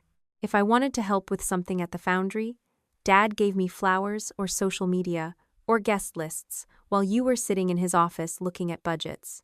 You were younger. I was 6 years younger, not 6 years old forever. I never decided what Dad gave you. No, but you benefited from it. That irritated me. So did you. How? You got protected. Her face hardened. You think that was a gift? Sometimes, yes. I think getting trusted was a gift. I looked at her. She kept going. Do you know how many times I heard Dad tell people you were the serious one? You were the responsible one. You were the one who understood the business. I got Elise is wonderful with people. You think that feels good after 20 years? I never asked him to compare us. You never had to. You always won. That is not what happened. It is how it felt.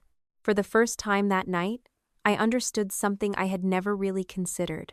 The same family system that had trained me to carry responsibility had trained Elise to believe responsibility was proof of love.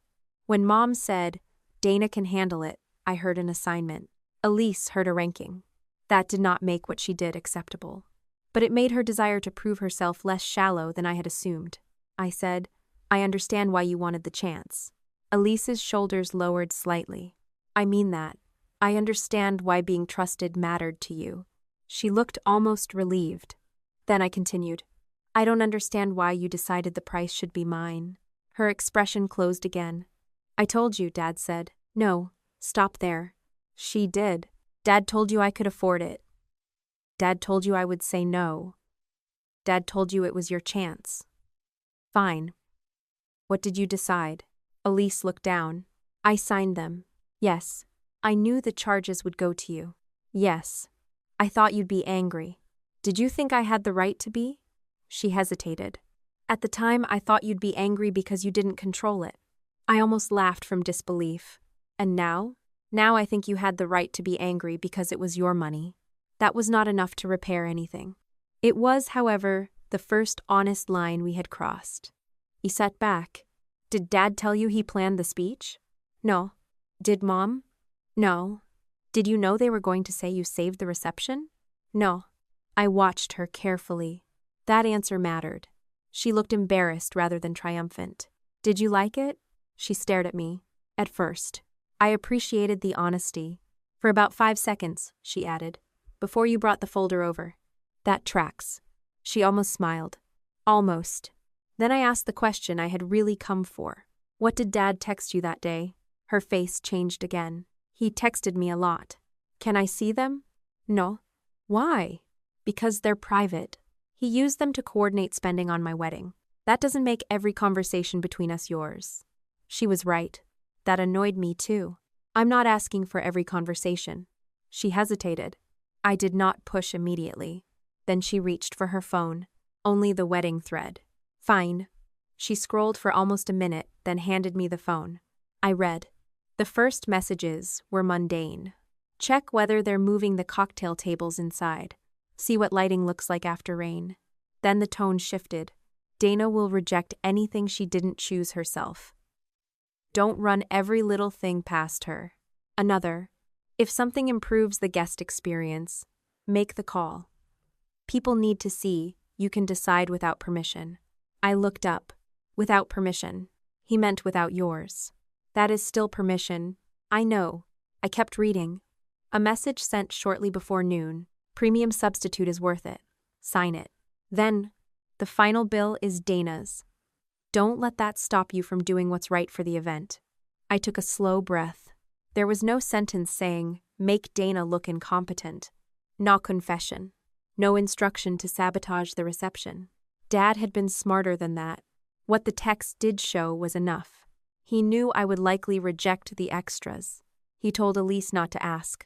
He encouraged her to exercise visible judgment. He explicitly placed the financial consequence on me. May I copy these? Elise took the phone back. For what? To preserve what actually happened. You mean for a lawyer? Maybe. Her face tightened. I'm not trying to get Dad arrested, Elise. I know. This is not criminal. I know.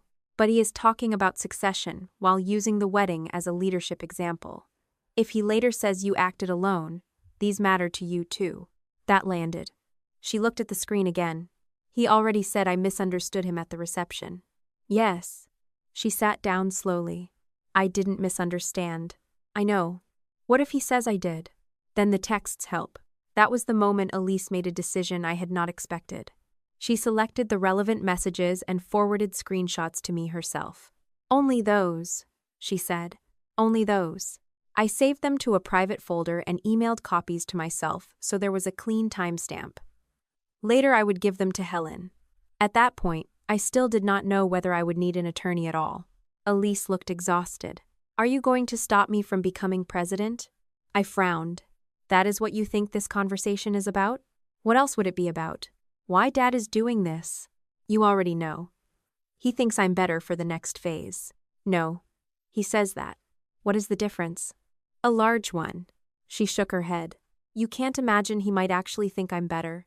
I can imagine he thinks you're better at some things. There it is again. And I can imagine he wants you in that role for reasons that have nothing to do with your ability. Her jaw tightened.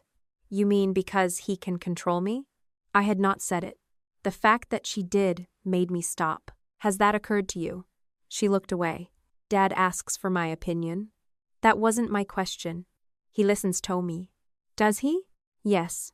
Or does he like you because you listen to him? She stood again. Okay. We're done. I did not chase her. I picked up my bag. At the door, she said, You think I'm weak? I turned. No? You do. I think you wanted him to take you seriously so badly that you stopped asking why he suddenly did. She stared at me. That hurt her. I knew it did because she said nothing. I left.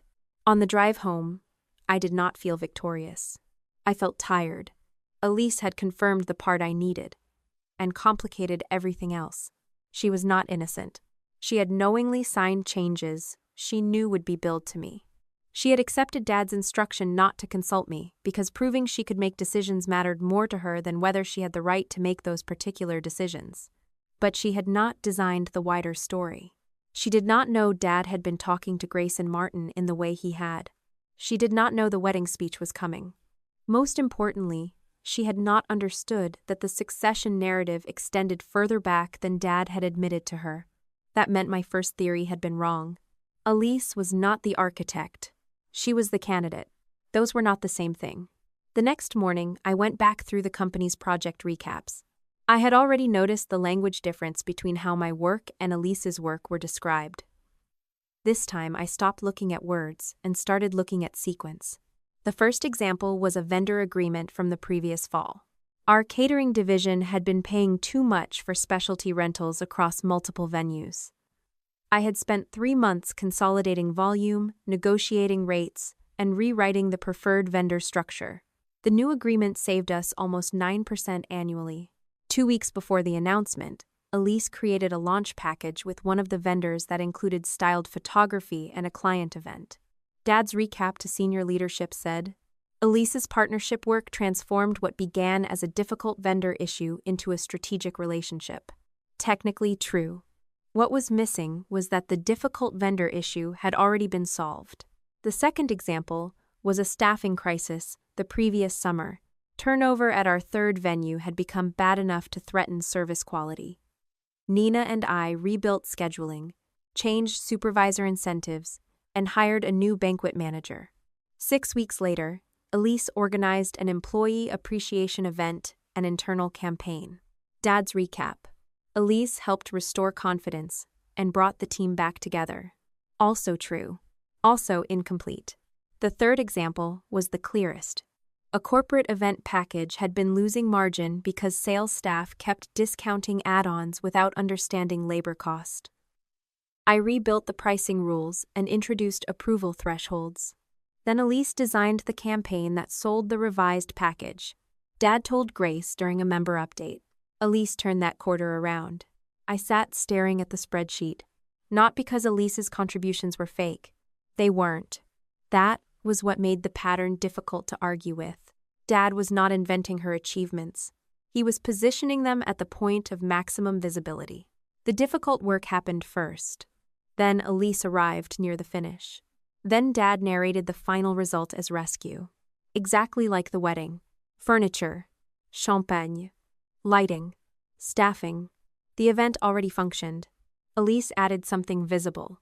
Dad declared that she had saved it. I wrote the 3 projects side by side. Operational problem. Work performed. Elise contribution. Richard's summary. The pattern was embarrassingly clear once I stopped looking at each incident separately. The question was no longer whether Dad favored Elise. The question was why he had begun systematically converting her visible contributions into leadership evidence. I opened the March 31st capital plan again. The first pages dealt with roofs, HVAC, equipment, staffing pressure, and projected insurance increases. Then I reached the section that had made Dad angry. Founder and related party cost controls. I had estimated how much cash we could free over 18 months if we tightened those categories. Dad's consulting allowance, company, vehicle, discretionary hospitality, reduced rate family events. Mom's charity functions sometimes used company labor and venue space at internal rates that did not cover full cost. None of it was criminal. Most of it had evolved informally over years because nobody wanted to tell the founder that small privileges had become recurring expenses. I had wanted thresholds. Anything above a set amount required documented business purpose. Related party venue use needed written approval. Founder consulting fees would step down as Dad reduced actual executive work. At the March meeting, he had acted as if I were charging him rent to walk into his own office. I reread the notes. Then I saw one line I had almost forgotten. Dad had said, "If Dana runs this place someday, we're all going to need permission slips." I remembered laughing because I thought he was exaggerating. He had not been joking. I leaned back in my chair. For years, I had assumed Dad's succession problem was emotional in the obvious way. Founders have trouble retiring. Parents have favorites. Older men sometimes resist handing control to the next generation. But the capital plan made the fear concrete. If I became president, Richard did not simply lose a title. He lost informal access. He lost the ability to treat company expenses as extensions of personal preference. He lost the ability to tell a venue manager, "Take care of Linda's event," without somebody eventually asking where the cost belonged. He lost the kind of authority that does not appear on an organization chart because everybody has simply learned not to question it. And Elise did not begin with the instinct to question it. That did not make her stupid. It made her safe. I was still looking at the numbers when Nina knocked on my door. Bad time. Depends. On? Whether you're about to tell me I control too much. She laughed and came in. No. Actually, I need your approval on the revised supervisor structure. I almost reached for the document. Then I stopped. Walk me through your recommendation. She did. I asked questions. I did not rewrite it. That small choice mattered more to me than it would have a month earlier. If Dad wanted to use one of my real flaws as justification for replacing me, I was not going to respond by pretending the flaw did not exist. I could improve without accepting his narrative. When Nina finished, I approved the structure with 2 comments. She stared at me. What? You didn't rewrite it. I'm evolving. Should I call someone? Leave before I change my mind. She laughed and went back to work. After she left, I looked at the capital plan again. Then I opened my calendar. The leadership alignment meeting was getting closer. At that point, I knew 3 things. Dad had been constructing a succession story. Elise had knowingly participated in the wedding portion of it because she wanted to prove herself. And the story had accelerated around the same time I proposed rules that would reduce Dad's ability to operate Mercer House Group like his personal kingdom. I still needed one thing before I decided what to do with that knowledge. I needed to hear my father explain why my competence had suddenly become a liability. And this time, I was not going to let him answer with marriage, balance, or my personality. I wanted the real thing. Because once I looked at the capital plan and the succession timeline side by side, the question changed one final time. Dad was not just trying to decide who should run Mercer House after him. He was trying to make sure whoever did would still let him run it too. The capital plan looked different once I stopped reading it as a budget document and started reading it as a threat my father had understood before I did. I had built it around numbers that were difficult but manageable. 2 venues needed significant capital work over the next 18 months. Insurance costs were rising.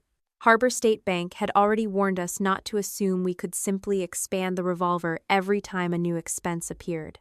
The easiest money to free internally was not hidden in some dramatic fraud account.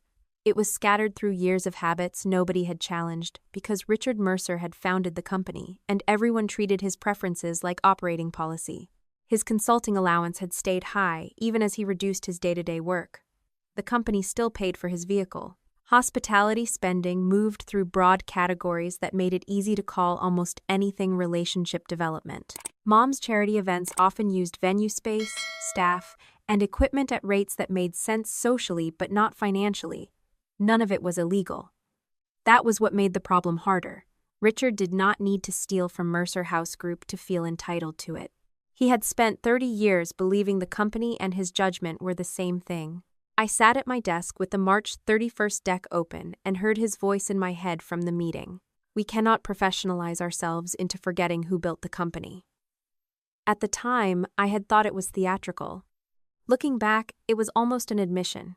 I had been talking about cost controls. Dad had been hearing a future in which he would need permission. One line from that meeting bothered me more than the others. If Dana runs this place someday, we're all going to need permission slips. I had laughed when he said it. I hadn't. That afternoon, I called Mom and asked if I could come over. She sounded cautious.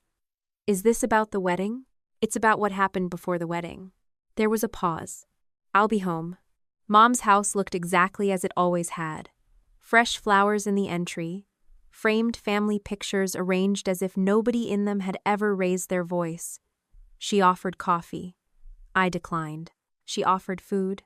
I declined that too. Finally, she sat across from me in the living room. You look tired. I almost smiled at the wording. I'm not here because I'm tired. I didn't mean anything by it. I know. That was the problem. In my family, a lot of damage started with sentences nobody wanted held responsible for. I put my phone face down on the coffee table. When I told you I wanted to be the bride for one day, what did you think I meant? Mom looked uncomfortable immediately. Dana. I'm asking. You were overwhelmed with decisions. No. I was tired of wedding decisions. That's what I said. No. You told Dad I couldn't keep doing everything. I told him you needed balance. I told you I wanted one day where nobody asked me about shuttle timing. You were emotional. I was honest. She looked away. I waited. Mom eventually said, Your father was already worried about you. Worried about what? That you've become consumed by work. I like my work. You like control. The word had become so common that it almost stopped irritating me. Sometimes I do control too much. That doesn't answer my question. Mom folded her hands. You have everything, Dana. I stared at her. What does that mean? You have a career. You have respect in the company. You have Evan. You have a beautiful home. You've always been the one people trust. And Elise has spent her whole life being compared to you. There it was. Not concern. Accounting. Mom had reduced our lives to a balance sheet where my competence counted as excess inventory. So because I have a good marriage and a career, Elise should get president? I didn't say that. You're defending Dad giving her my authority. I'm saying maybe she deserves one thing that's hers. I felt something inside me go cold. Then give her something that belongs to her. Mom flinched. That's cruel. No, what's cruel is deciding I can lose something because you think I've accumulated enough. She is your sister, and I am your daughter. Mom's mouth tightened. You always make everything sound so harsh, because you keep using soft words for hard choices. She looked at me for a long moment. Then she said, Your father thinks Elise needs confidence. Confidence does not require my job. He doesn't want you gone. That sentence mattered. I leaned forward. What does he want? Mom realized too late that she had said more than she intended. Linda. She hated when I called her by her first name. I used it anyway. What does he want? She sighed. He thinks there's room for both of you. In what roles? I don't know. Yes, you do. I know he thinks you should focus on operations. That's what you're good at. And Elise? Leadership. Clients. The public side. I almost laughed. So I do the work. Elise gets the title. That's not fair. It's exactly what you described. Dana, you make it sound humiliating. It is humiliating. Mom stood and walked toward the window. You always have to be the one in charge. No, I have to know what authority I'm being asked to carry responsibility without. That is what I mean. I stood too. No. What you mean is that I've become inconvenient because I ask where the line is. She turned. Your father built that company. I know. He gave you everything you have there. No. He gave me opportunities. I worked for the rest. You sound ungrateful. I am grateful. I'm also a 22% owner. Mom's expression hardened at that. Family language had reached its limit. Ownership was harder to sentimentalize. Before I left, I asked one last question. Did Dad tell you to say I was overwhelmed after the wedding? No. Did you plan that speech together? She hesitated. We talked about acknowledging Elise. Before the wedding? Yes. How far before? A few days. My jaw tightened. What exactly were you acknowledging? He said Elise would probably be helping with things. He wanted her to feel seen, and you were willing to describe that as saving me before you knew what she would do. Mom looked down. That was answer enough. I left without another argument. The conversation did not give me a new legal fact. It gave me something more useful. Clarity. Mom was not a mastermind. She was an enabler with her own motive. She genuinely believed the family had overinvested recognition in me and underinvested it in Elise. Because she saw my competence as something abundant, she treated taking from it as redistribution rather than betrayal. I understood her better after that. I trusted her less. The next day, I asked Dad to meet me at the Foundry house after the last scheduled event walkthrough. I chose the Foundry because I wanted no audience. No Martin, no Grace, no employees pretending not to listen. The ballroom was empty when I arrived. Dad was in the old back office. For a few seconds, I saw the man who had taught me everything I knew about the business. He was standing beside the same window where he used to watch trucks pull into the loading area. The office had been renovated twice, but the room still carried pieces of the past. A framed photograph of the first Foundry event hung on one wall. Dad was younger in it, so was I. He looked at me.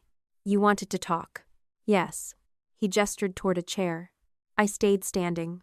Are you choosing Elise because you genuinely believe she is better for the company, or because she'll let you keep running it? His face changed slowly. That's an insulting question. It's a direct one.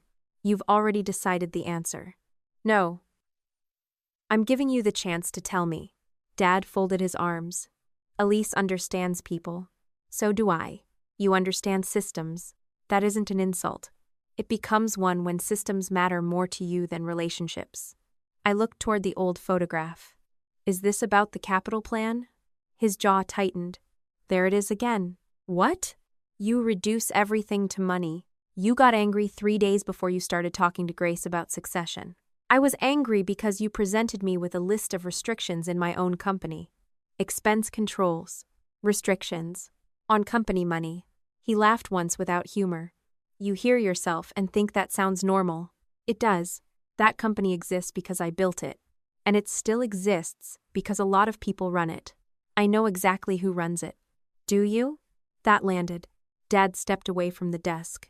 You think because everyone calls you when something breaks, that means you're the company.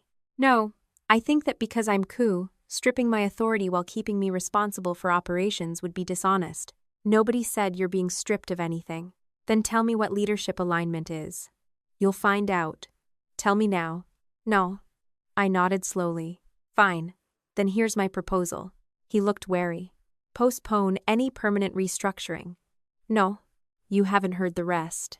I don't need to. Independent leadership review. Clear criteria. Me, Elise, outside candidates if necessary. Separate the succession decision from family preference. His face hardened. You want strangers deciding what happens to my company.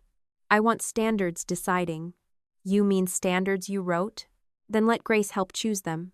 No. Bring in an outside advisor. No. Then at least admit what you did at my wedding. He stared at me. What exactly do you want me to admit? That you told Elise not to ask me before making decisions. That you knew the charges would go to me. That you invited business stakeholders after you had already started succession conversations. That you let Mom tell a room full of people Elise saved a wedding that wasn't failing. Dad's face went still. You've been talking to Elise. Yes. What did she show you? That's between me and her. His eyes narrowed. For the first time, I saw uncertainty. Not guilt. Risk. He did not know how much I had. I said, "You can stop this now." Stop what? Using me as the problem you need Elise to solve. He looked almost offended. That is not what I'm doing. Then prove it. How? Postpone the restructuring. Review succession independently. Stop telling people marriage changed my priorities. Acknowledge that the wedding was manipulated. Dad shook his head. No. There was no hesitation.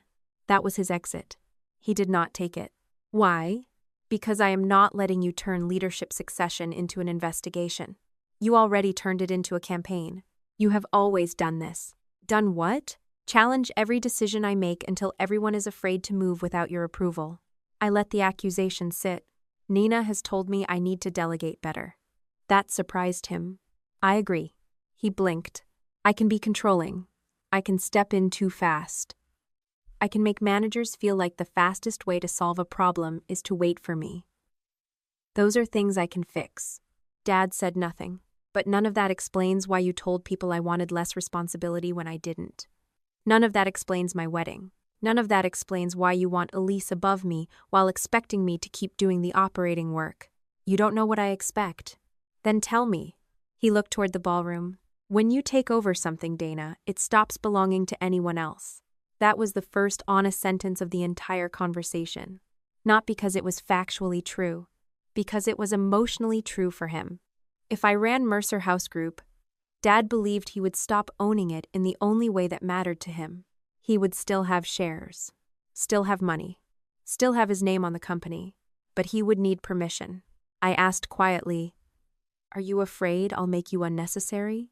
His face closed. "You really think this is about my ego?" I think some of it is. You have no idea what it's like to build something from nothing. You taught me most of what I know, and apparently all you learned was how to tell me what I'm doing wrong. That's not true. It feels true. I looked at him for a long time. There was grief under my anger now. I remembered being 17 and sitting beside him at that old desk while he explained why margins mattered. I remembered how proud he looked the first time I negotiated a vendor contract without him. He had taught me to think independently. Now he resented the result. I said, "The leadership meeting is still happening?" "Yes. Permanent restructuring? You'll hear the plan in the room. Then I'll see you there." I turned to leave. Dad called after me, "Dana." I stopped. "You are making this bigger than it needs to be." I looked back. No, I think I finally understand how big it already is. I drove home without music. I was angry, but underneath the anger was something worse. Acceptance. Dad had been given a clean way out. I had not demanded the presidency. I had not threatened him. I had offered independent review. He rejected all of it. Not because he believed Elise was obviously stronger. Because independent review meant surrendering control over the answer. That night, I went to the filing cabinet in my home office and pulled out the folder containing the documents from 8 years earlier. My membership agreement, my executive agreement, the papers from the cash crunch Dad used to joke I had over-lawyered. I sat on the floor and read them. Most of the language was exactly as boring as I remembered. Then I reached the section titled Material Reduction of Executive Authority. I read it once, then again.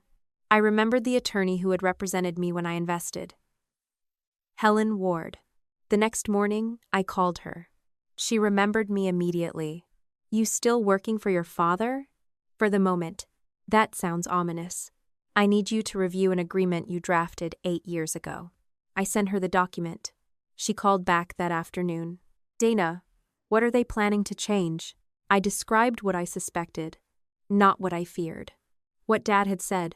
What Mom had said, what the leadership alignment meeting appeared designed to do. Helen asked precise questions. "Will you lose budget authority? Possibly. Venue managers? Possibly. Strategic committee? I think so. Vendor approval? Likely. Then she was quiet. What? If they permanently remove the authorities listed in this section without cause, this agreement gives you a put right. I saw that. Do you understand what it means? I think so. It means you don't have to sue for the job. You can require the company to redeem your membership interest under the valuation process in the agreement. I looked at the papers spread across my desk. How quickly? Not quickly. That answer reassured me more than anything dramatic would have. Helen explained the process. Written notice. Independent valuation. A second appraisal if the spread was too wide. Installments over 3 years. Existing bank covenants still mattered. Solvency mattered. Nothing about it was instant.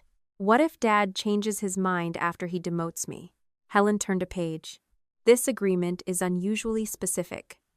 Once a written material reduction event takes effect, unilateral restoration does not extinguish your put right. You can waive it.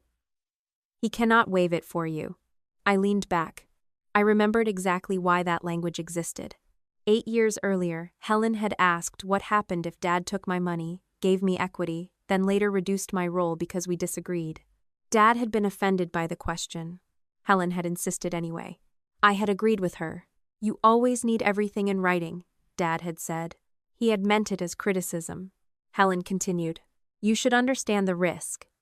If you exercise, you may lose salary before you receive most of the redemption proceeds. Valuation can be disputed. Payments can stretch. If the company's cash is tight, this will be uncomfortable for everyone. I understand. Do you want me to contact company counsel? No. Not yet? Not yet. What do you want? I looked through the window toward the late afternoon light. A week earlier, I would have answered differently. I would have said I wanted my role protected. I wanted Dad exposed. I wanted Elise stopped. Now I understood that staying might only preserve the same system in a new shape. I want to know exactly what my options are if he goes through with it. Helen was quiet for a moment. Then she said, if he puts that restructuring into effect exactly the way you described, you do not have to fight to stay. That sentence followed me after the call ended. For 10 years, nearly every serious conflict at Mercer House had ended the same way. Fix it. Protect the company. Prove the numbers. Stay in the room. Win the argument. This was the first time I allowed myself to consider that winning might mean leaving the room entirely. The morning of the leadership alignment meeting, I arrived at the Foundry House before anyone else on the executive team. I had slept badly, but I was not confused. That was the difference. For weeks, I had been trying to understand what Dad was doing. By then, I understood enough. He wanted Elise in the visible leadership position. He wanted me close enough to keep operations stable. And he wanted the whole arrangement described as balance rather than demotion. I had spent the previous evening on the phone with Helen going through the agreement one final time. Not because I expected some hidden miracle, but because I needed to know exactly where the line was. She had been blunt. If Dad merely changed my title while leaving my protected authority intact, the put right might not apply. If he permanently removed the listed powers without cause, through a written resolution, it would. The distinction mattered more than every insult that had come before it. Helen made me repeat the practical risks back to her. What happens if you exercise? I may lose salary before most of the redemption money is paid. What else? Independent valuation. Possible second appraisal. 3-year installment schedule. Existing bank covenants still control what the company can pay. And if Richard restores your authority afterward? The right already exists if the reduction went into effect. I can waive it. He can't erase it by changing his mind. Good. You're enjoying testing me. I'm making sure you don't walk into a family meeting thinking this is revenge theater. It's a contract. That was exactly why I trusted her. Before leaving home, I had printed 2 copies of the put notice Helen prepared. I did not date or sign either one. I also carried a transition index I had built over the previous 3 days. It listed every major vendor relationship, current staffing issue, pending capital item, renewal date, and unresolved operational decision someone would need to own if my role changed. I had not copied client lists or exported confidential databases. I had not taken anything I did not have a right to keep. The index existed for one reason. If I walked out, I wanted nobody to be able to claim I had deliberately left employees standing in the dark. Evan saw the folder when I came downstairs. "You're taking it?" "Yes." "Do you know if you're using it?" "No." He nodded. "That sounds worse than knowing." "It's better." "How?" "Because whether I use it depends on what Dad actually does, not what I think he intends." Evan came over and kissed my forehead. "Then make him own what he does." That was all. No speech about destroying my family. No warning to protect our marriage. No promise that he would handle things if I could not. Just the one thing I needed. Make him own it. The meeting was scheduled for 10. Dad arrived at 9:45. Elise came 5 minutes later in a navy suit I had never seen before.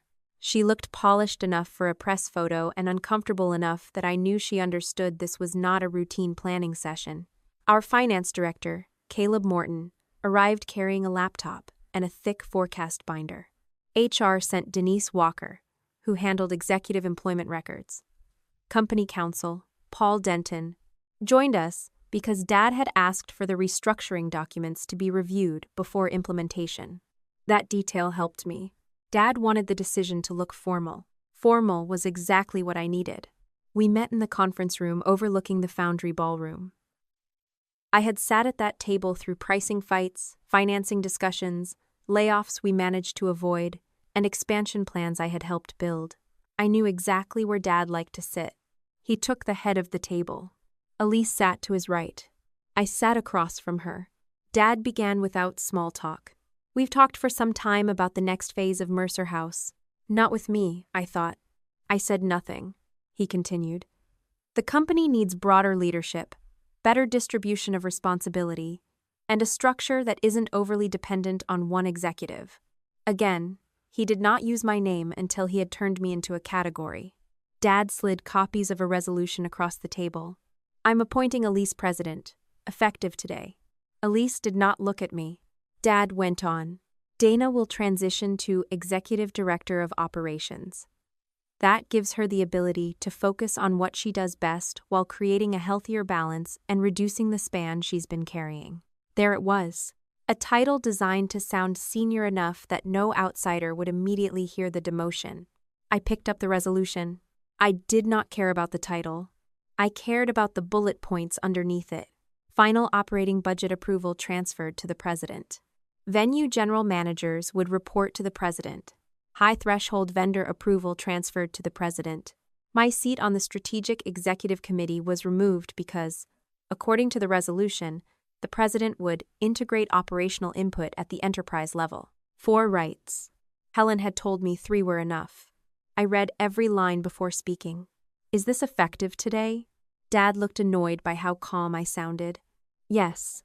Not after a transition period. The reporting structure is effective immediately. Obviously, we'll manage handoffs professionally." I looked at Paul. "Is this intended as a permanent restructuring?" Dad answered before counsel could. "Yes." Elise finally looked at me. I asked, "Am I being disciplined?" Dad frowned. "No." "Am I being removed for cause under my employment agreement?" "No." "Has the company identified any performance failure that would constitute cause?" "Dana, don't turn this into..." "Has it?" Paul spoke quietly. "For the record, Richard, if this is not a cause termination, it should be stated clearly." Dad looked irritated now. "No, it is not for cause." Denise typed something into her notes. I kept going. "Who has final operating budget authority under this resolution?" "Elise." "Who do the 3 venue general managers report to?" "Elise." "Who has final approval over vendor contracts above the threshold previously assigned to the COO?" "Elise." "And I no longer sit on the Strategic Executive Committee?" "That's correct." Dad leaned back. "Now that we've established every comma, can we discuss the actual transition?" I looked down at the resolution again. "No." The room went quiet. I opened my folder. Dad's expression changed when he saw the paper. Not because he knew exactly what it was. Because he knew I had brought something. I dated the put notice. Signed it. Then I slid 1 copy across the table to him, and 1 to Paul. Dad looked at the first line. What is this? Paul was already reading. I said, my notice exercising the material reduction put right under the Executive Employment and Member Protection Agreement dated June 2018. Elise turned toward Dad. What does that mean? Dad ignored her. He looked at Paul instead. Is this valid? Paul read another paragraph. I need to review the agreement. I have a copy, I said. Of course I did. I placed it beside the notice. Dad looked at me. You planned this. I prepared for the possibility. You walked into this meeting intending to leave. No. I walked into this meeting intending to find out what you were actually doing. You already knew. I suspected. His voice rose. You let me do this just so you could spring that paper on me. I kept mine level. You had every opportunity not to do it. Elise said quietly. Dad, what does the notice do? Paul answered this time. If the triggering event qualifies under the agreement, Dana has the right to require Mercer House Group to redeem her membership interest through the valuation process specified here. Elise stared at him. All of it? My 22%, I said. Dad pushed back from the table. This is absurd. Paul was still reading. This clause is unusually specific. I signed whatever they put in front of me 8 years ago because she was investing. That is generally why agreements matter, I said. His head snapped toward me. Don't. I stopped talking. Paul turned pages. The protected authorities are listed here. He looked at the restructuring resolution. Then back at the agreement. Richard. What? You removed 4. I can change them back. That sentence came so quickly that even Elise looked surprised. Dad reached toward the resolution as if paper could be unsaid. Fine. Forget it. We'll leave Dana exactly where she is. I looked at him. That moment told me more than weeks of arguments. If he truly believed the new structure was necessary for the company, he would have defended it. The second it cost him something, it became optional. Paul kept reading. I don't think rescinding it now necessarily solves this. Dad stared at him. What do you mean? There's a no unilateral cure provision. Dad took the agreement from him. Paul pointed to the section. Once a material reduction event becomes effective through written action, restoration by the managing member does not extinguish the put right unless Dana waives it in writing. Dad read the clause. His face changed slowly. I remembered him 8 years earlier, laughing across a conference table because Helen had insisted on language protecting me from exactly this possibility. You always need everything in writing. He had said it as if I would eventually grow out of the habit. Now the sentence belonged to a much younger version of both of us. Dad looked up. Waive it. Not a question. I almost felt sorry for him. No. Dana. No. You don't even know what this will do to the company. I know exactly what the process does. You know a clause. You do not know what this will do. Caleb shifted in his chair. That movement caught Dad's attention. What? Caleb looked uncomfortable being dragged into a family conflict, which was exactly why I trusted the answer when it came. This won't require an immediate cash payout. I know that, but depending on valuation, the installment obligation could materially affect the capital plan. Dad turned on me. You see? Yes. And you're still doing it. You were comfortable changing the capital plan when the cost was my authority. This is different, because this cost is yours too. His face reddened.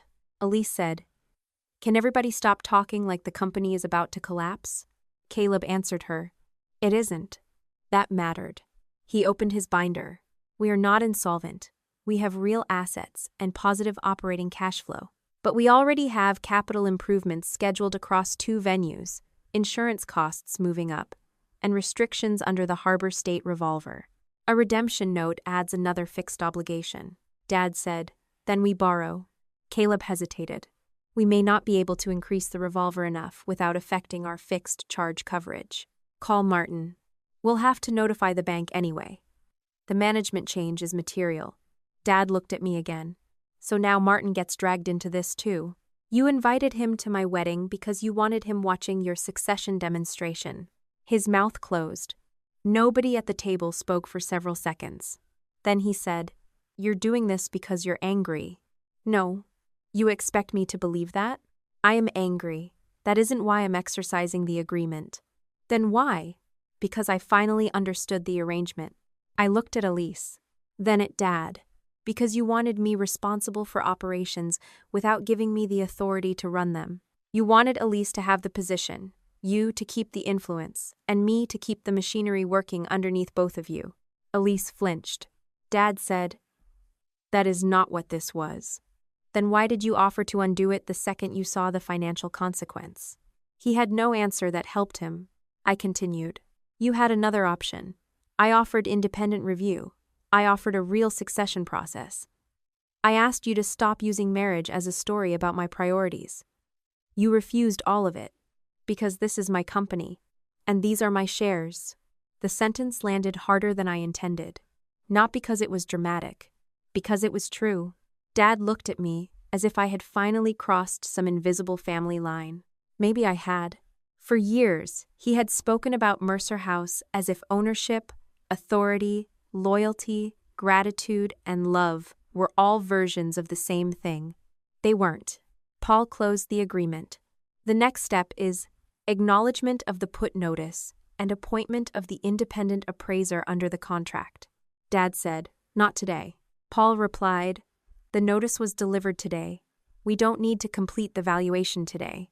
Caleb added, "But I do need to update the forecast before we talk to Harbor State." Dad looked from one professional to the next and seemed almost offended that the room had turned into a process. That was the irony. He had taught me processes mattered because they kept emotion from making expensive decisions. Now he was the emotional person in the room. I pushed my transition index toward Denise. This covers current operational items, owners, deadlines, and vendor issues. I'll fulfill the transition obligations in my agreement. I'm not walking out and leaving people stranded. Dad stared at the binder. You prepared that too. Yes. So you knew. I prepared for what you might choose. He looked at me for a long time. Then he said, "After everything I built for you." The sentence hurt because there was truth inside it.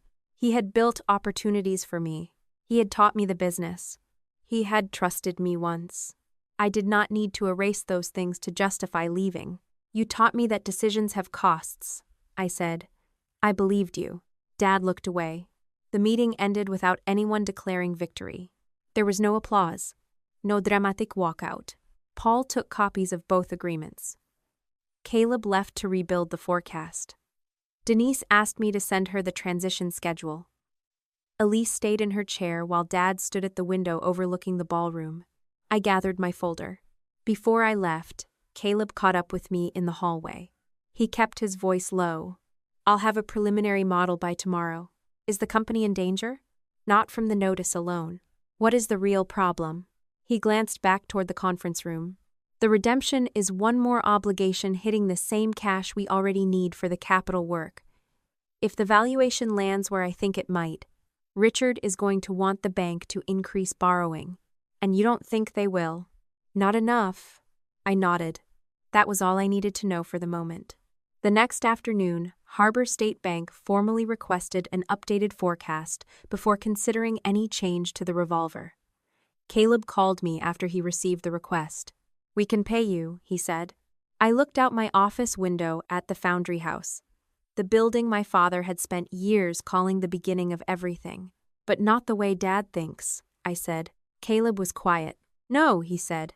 Not the way Richard thinks. By the end of that week, the story my parents told about my departure had already begun to harden around the version they preferred. Mom told relatives that I had forced Dad into a buyout because I couldn't accept Elise's promotion. Dad told 2 longtime contacts that Evan had encouraged me to leave because he never liked how much time I spent at Mercer House. Neither version was completely invented, which was what made them effective. I had exercised the put right after Elise became president, and Evan had supported me. What they removed was the sequence. The wedding, the succession campaign, the restructuring, the fact that Dad had been given a chance to stop. I considered calling every person who repeated the story and correcting them one by one. Then I realized that would make my life another full-time operations problem. Instead, I wrote a 1-page factual timeline and sent it only to the people who had been directly dragged into the dispute. Grace, Martin, our company counsel, and a few relatives Mom had contacted, who then called me, asking what had happened. I included no insults and no theories. Dates, decisions, documents. After that, I stopped defending myself to people who had no role in the outcome. Elise officially became president the following Monday. Mom wanted a dinner. Dad wanted an announcement to key clients. I did not interfere with either one. That surprised Elise more than it should have. She came into my office on the morning of the announcement, wearing the same navy suit from the restructuring meeting, and stood by the door for almost a minute before speaking. "You're really not going to say anything? About what?" "The announcement. What would you like me to say?" She frowned. "I don't know. Something. You're president. That's what Dad decided. The company has already notified staff. You make it sound like I stole a parking space. I'm doing my job." She looked at the transition binder on my desk. "You don't think I can do it?" I closed the file I was reading. "I think you can do parts of it very well. There it is. Elise, I am not going to lie to make you feel better. You're strong with clients, branding, partnerships, and public-facing strategy. You are not experienced enough yet to run operations, finance, staffing, procurement, and capital planning at this scale without help." She crossed her arms. "You weren't born knowing those things." "No. So maybe I learn." "I hope you do." That answer seemed to frustrate her more than an insult would have. I think she had prepared herself for a fight she could define as jealousy. Instead, I gave her the title and the work that came with it. For the first few days, she did well. That matters, because I would not have respected the truth if I turned her into a failure, simply because I was angry. She handled a difficult client complaint better than I probably would have. A corporate partner threatened to pull out of a summer event after a sponsor conflict, and Elise got them back to the table within an hour. She reorganized part of the sales presentation and caught a branding inconsistency nobody else had noticed. Staff liked that she was approachable. She asked more questions than I expected. If Mercer House had been a branding agency with a simpler operating model, she might have stepped into the presidency and grown into it comfortably. But Mercer House was not a branding agency. It was 3 physical venues, a catering division, hundreds of employees during peak season, insurance obligations, maintenance schedules, vendor contracts, food costs, labor ratios, liquor compliance, equipment replacement, client deposits, debt covenants, and about 1,000 smaller systems that only became visible when they failed. The first call came at 7:15 on a Wednesday morning. "Elise," I said after seeing her name on my screen. "What happened?" She skipped hello. "Why is Harbor Grand's banquet labor running 19% over plan?" "Which event?" "The Medical Association conference." I remembered the account immediately. The client added 2 breakout rooms and shifted dinner service 90 minutes later. "I know. Then the labor model should have been revised." "It wasn't." "Who approved the scope change?" Silence. "Elise?" "I did." "Did you notify operations?" I copied Nina. Copying someone is not the same as asking them to rebuild staffing. I assumed they would. I let that sit for a second. Then she said, "What do I do?"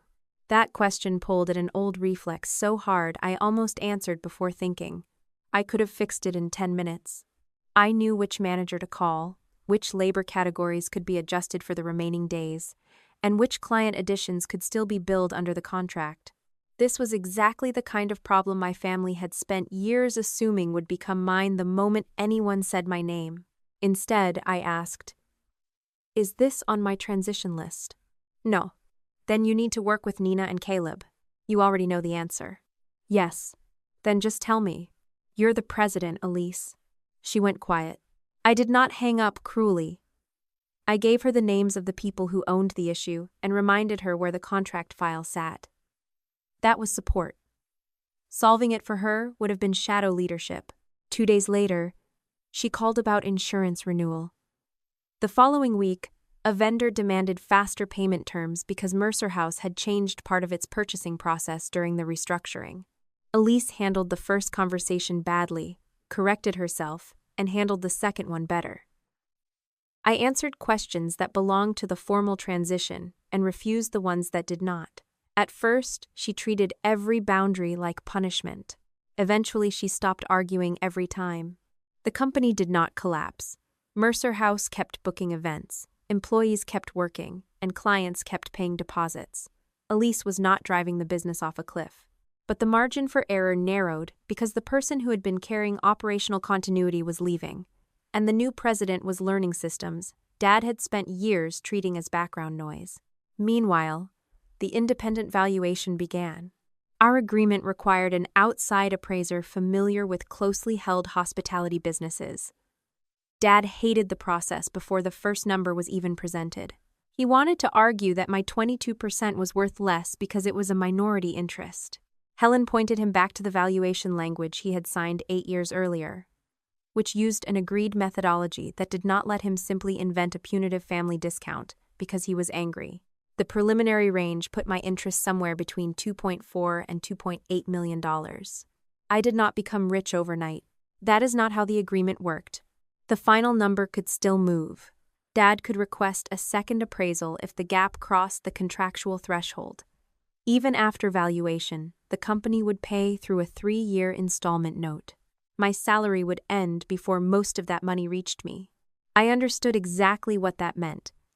I was leaving a secure executive income for a contractual stream that depended on the health of a business I no longer controlled. Dad, however, reacted as if I had walked into the office demanding a suitcase full of cash. This number is ridiculous. We were sitting with Paul, Caleb, Helen, and the appraiser in a conference room at Harbor State Bank because Martin wanted the financing implications discussed at the same time. The appraiser remained calm. The range reflects operating earnings, real estate value, debt, and the methodology in the agreement. She owns 22%. That is the interest being valued. She doesn't control 22% of the decisions. Helen said, "The agreement addresses the methodology." Dad looked at me. "You're really going to take this much out of the company?" I answered carefully. "The company is redeeming an ownership interest under a contract you signed. You know what I mean." "Yes, I do." Caleb opened the cash forecast before Dad could pull the conversation back into family language. The numbers were less emotional and more dangerous. We could make the first redemption installment. We could fund normal operations. We could also complete the capital improvements already scheduled.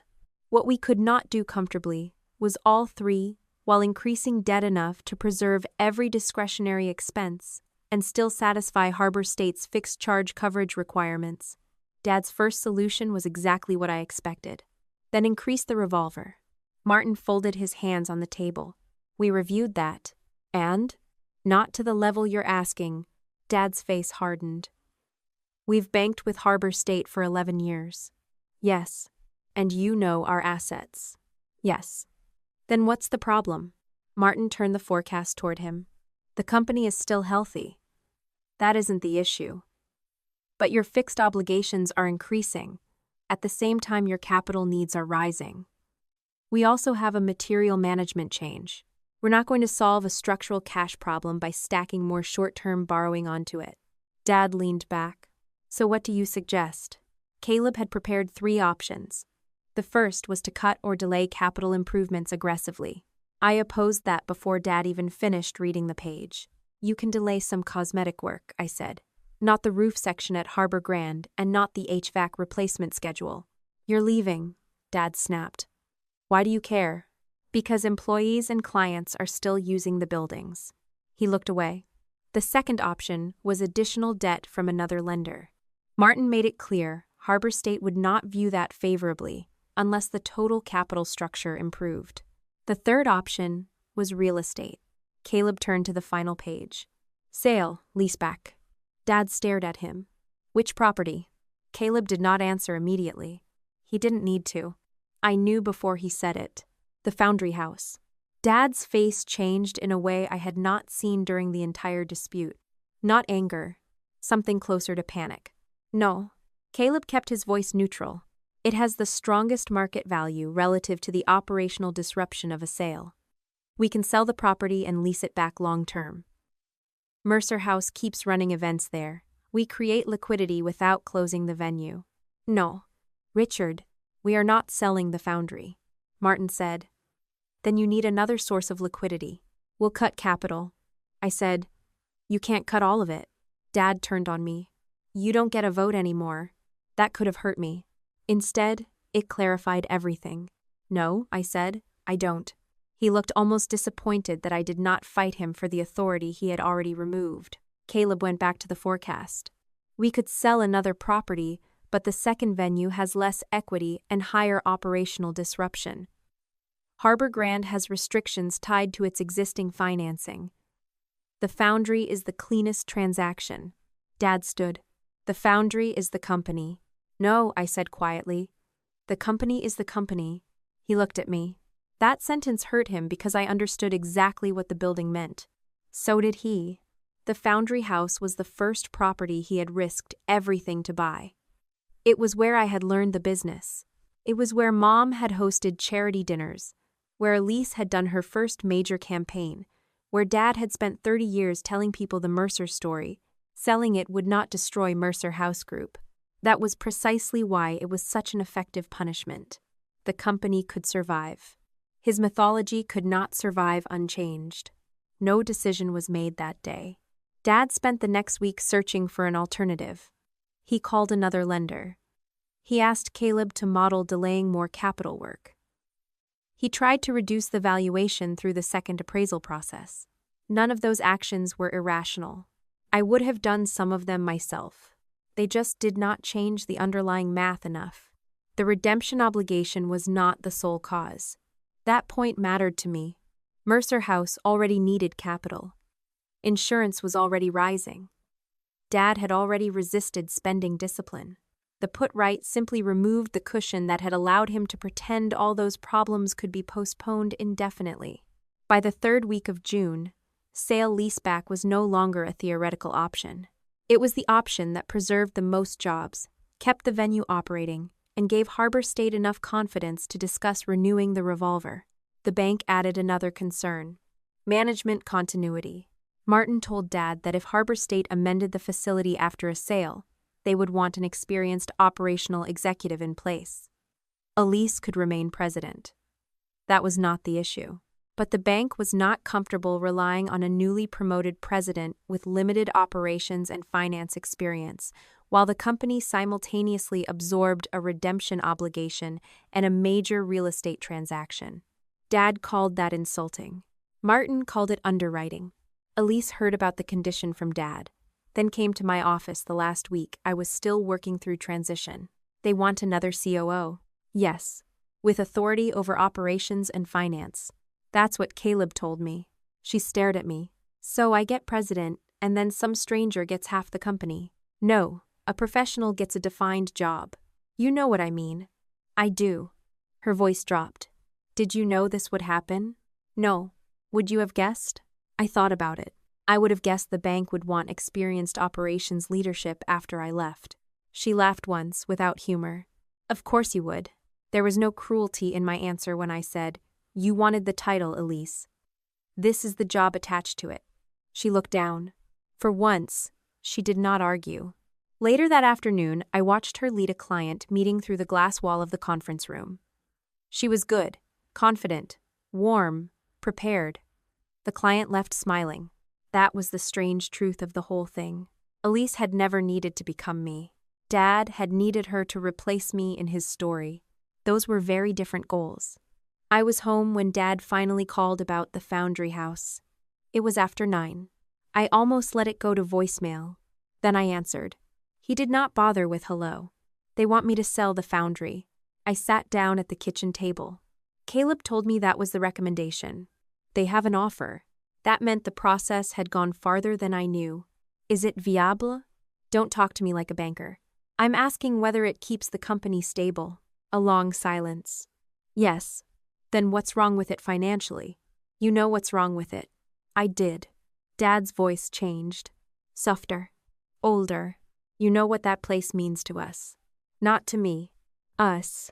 For 1 second, I was 17 again, sitting beside him in the back office with a calculator between us. Then he said the sentence that told me why he had really called. You know how to fix this. I closed my eyes. He was right. I probably did. And for the first time in my life, knowing how to fix a problem did not mean I had already decided to fix it. Dad stayed on the line after saying, "You know how to fix this." And for several seconds, neither of us spoke. He was right, which was exactly why the call was difficult. There was no single switch I could flip and make the foundry house safe, but I knew the company well enough to see several ways I might improve the odds. I could ask Helen whether I was willing to extend the redemption schedule beyond 3 years. I could sit down with Caleb and rebuild the capital plan around a slower renovation sequence. I could agree to a temporary advisory role and give Harbor State more confidence about management continuity.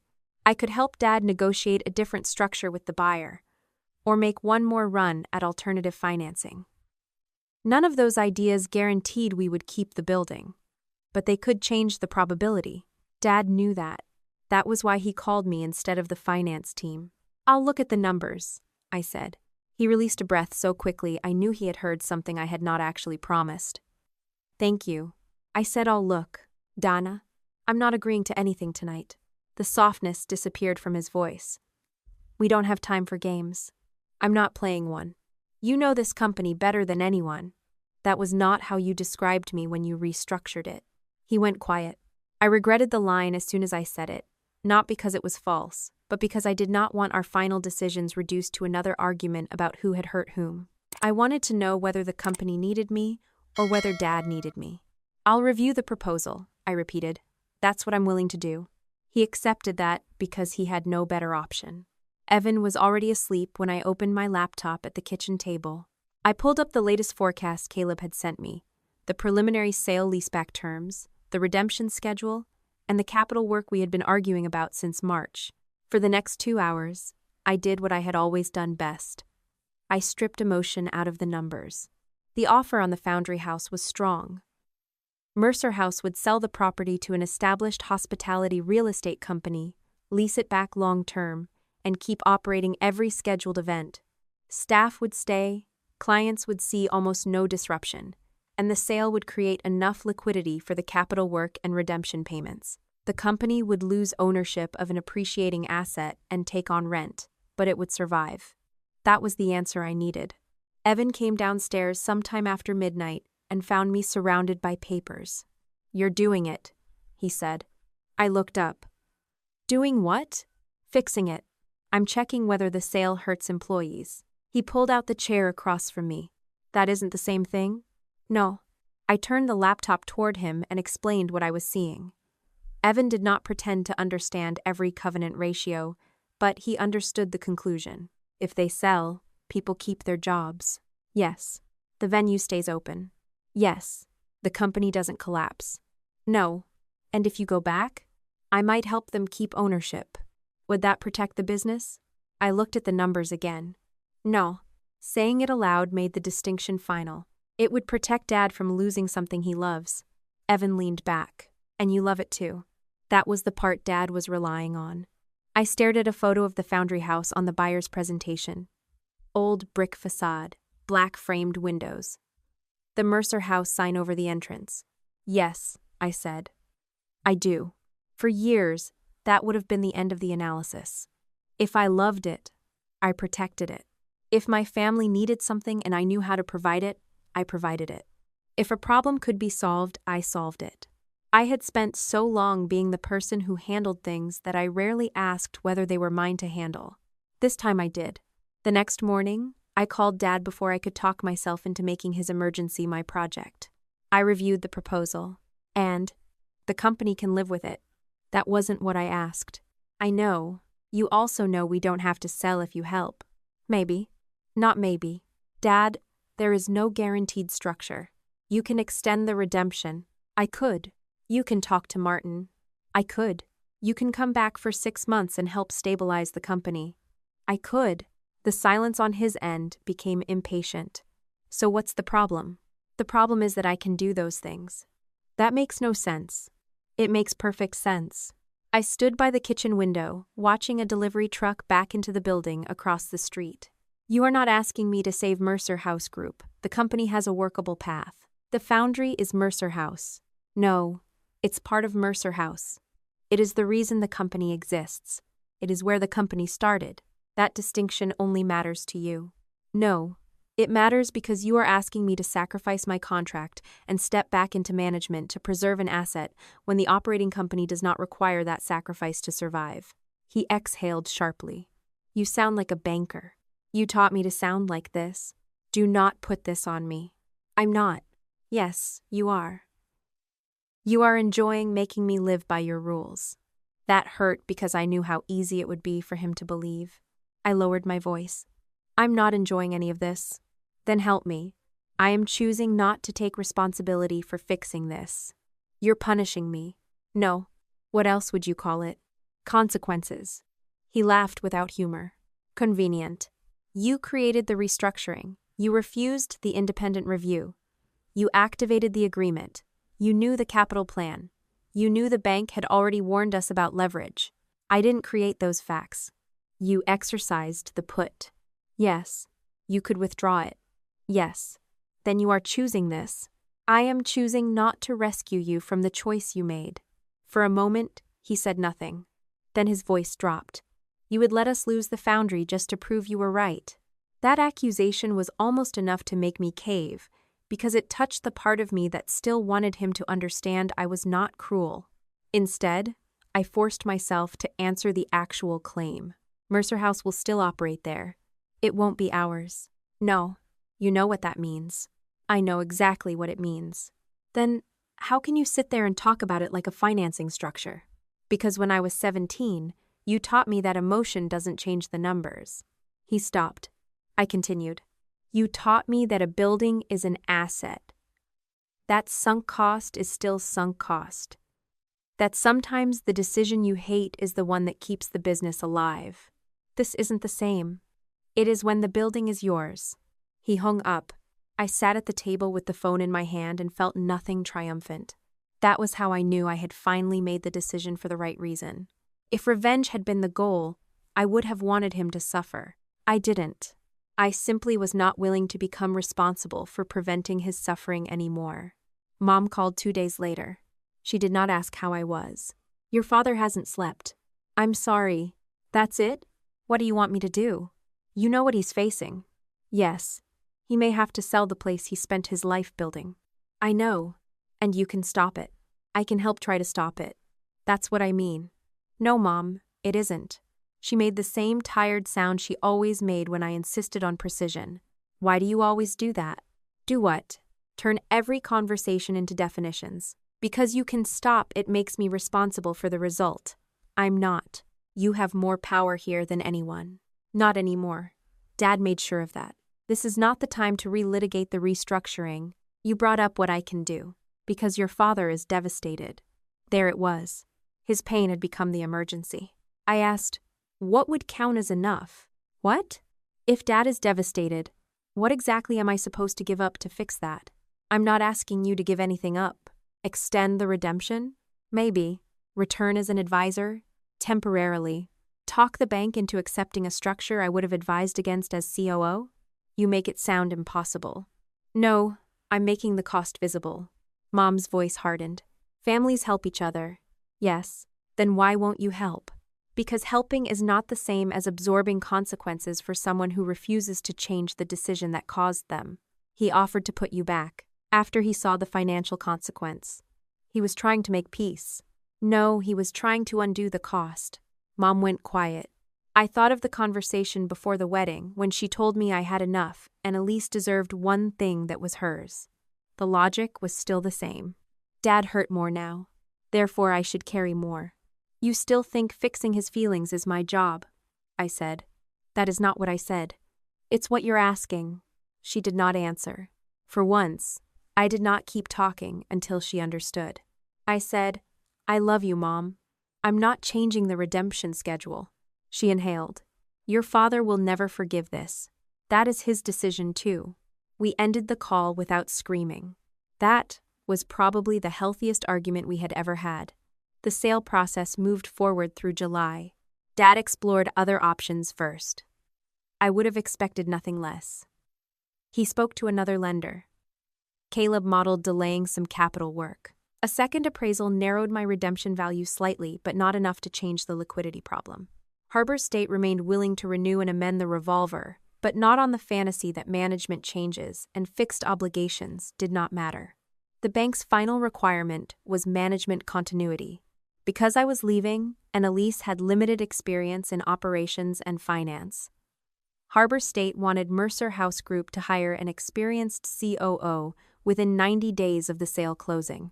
The role would have delegated authority over venue operations, financial coordination, and major vendor controls. Elise called me as soon as Dad told her. They want another COO. I heard, with real authority. That's usually how executive jobs work. That wasn't funny. I wasn't joking. She sighed. I finally get president, and now some outsider is going to tell me what I can spend. You will still be president, with someone under me who can say no. I thought about Dad's complaint that I had turned the company into a place where people needed permission. That is called governance. I hate when you sound like that. You mean when I'm right? See, that? I smiled despite myself. Then she said, quieter, "Did you know this would happen?" "No. You would have predicted it." "I would have predicted the bank would want experienced operations leadership." "Of course you would." There was no bitterness in my answer. "Elise, you never needed to know everything on day one." Dad made it sound like I did. "That's Dad's problem. And mine now." "Yes." She was silent for a moment. Then she said, "I picked the coup candidate Caleb recommended." That was fast.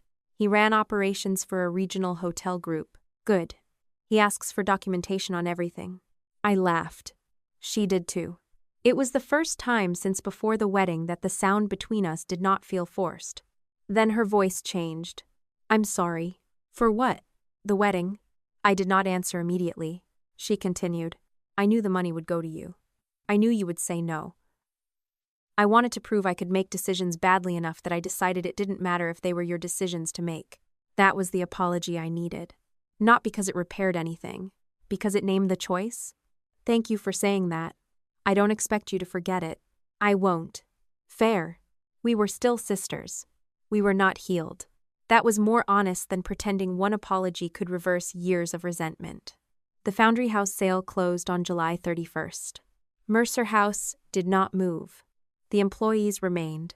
The event stayed on the calendar. From the street, almost nothing looked different. That was the strange thing about major consequences.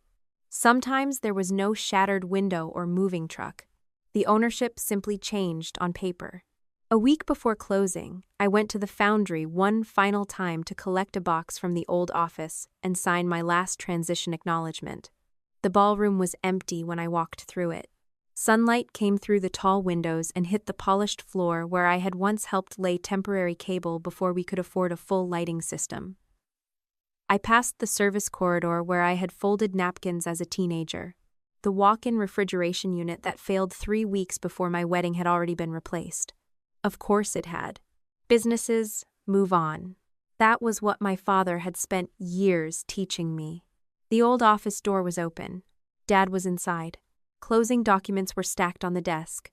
He looked older than he had in May, but not destroyed. He still had money. Still had 55% of Mercer House Group. Still had the company name. Still had a future. He just did not own the floor underneath his feet anymore. "You came for your things," he said. "Yes." He pointed to the box beside the wall. Inside were old notebooks, a framed photograph, and a yellow legal pad I had apparently carried through 3 office moves for no reason. Dad picked up the photograph. It showed the two of us during the Foundry's first year. He looked impossibly young to me now. I was 19, wearing a black staff shirt, clipboard under my arm. "I thought this would be yours someday," he said. I looked at the picture. So did I. He studied my face. There were 100 endings available in that moment. He could have apologized. I could have asked whether losing the building was worth keeping control over me. He could have blamed me one more time. I could have listed every choice that brought us there. Instead, Dad looked around the office. "When I bought this place, everyone told me I was insane. I know. You thought it was exciting. I was 19. My judgment was questionable." He almost smiled. Mine too, apparently. The sentence was not an apology, but it was the closest he had come to admitting fallibility. I picked up the box. At the door, he said, "Dana." I turned. He looked as if he wanted to say something else. He didn't. Neither did I. I walked out. By mid-August, my first redemption installment had arrived. It was significant, but most of my equity value would still come over 3 years. I had started consulting with another hospitality company and was discussing a permanent executive role where my authority would not depend on family mood. Evan and I had settled into marriage without the dramatic transformation Mom predicted. He still worked. I still worked. Sometimes we argued about dishes. Linda's social life changed more than mine. The first time she tried to reserve the Foundry House for one of her charity luncheons after the sale, the new owner's management office sent her a standard contract at market rate. She called me. "Can't you make one phone call?" "No. You know everyone there. I don't work there anymore. They're charging me full rate. That is usually how booking a venue works." She did not appreciate the observation. I did.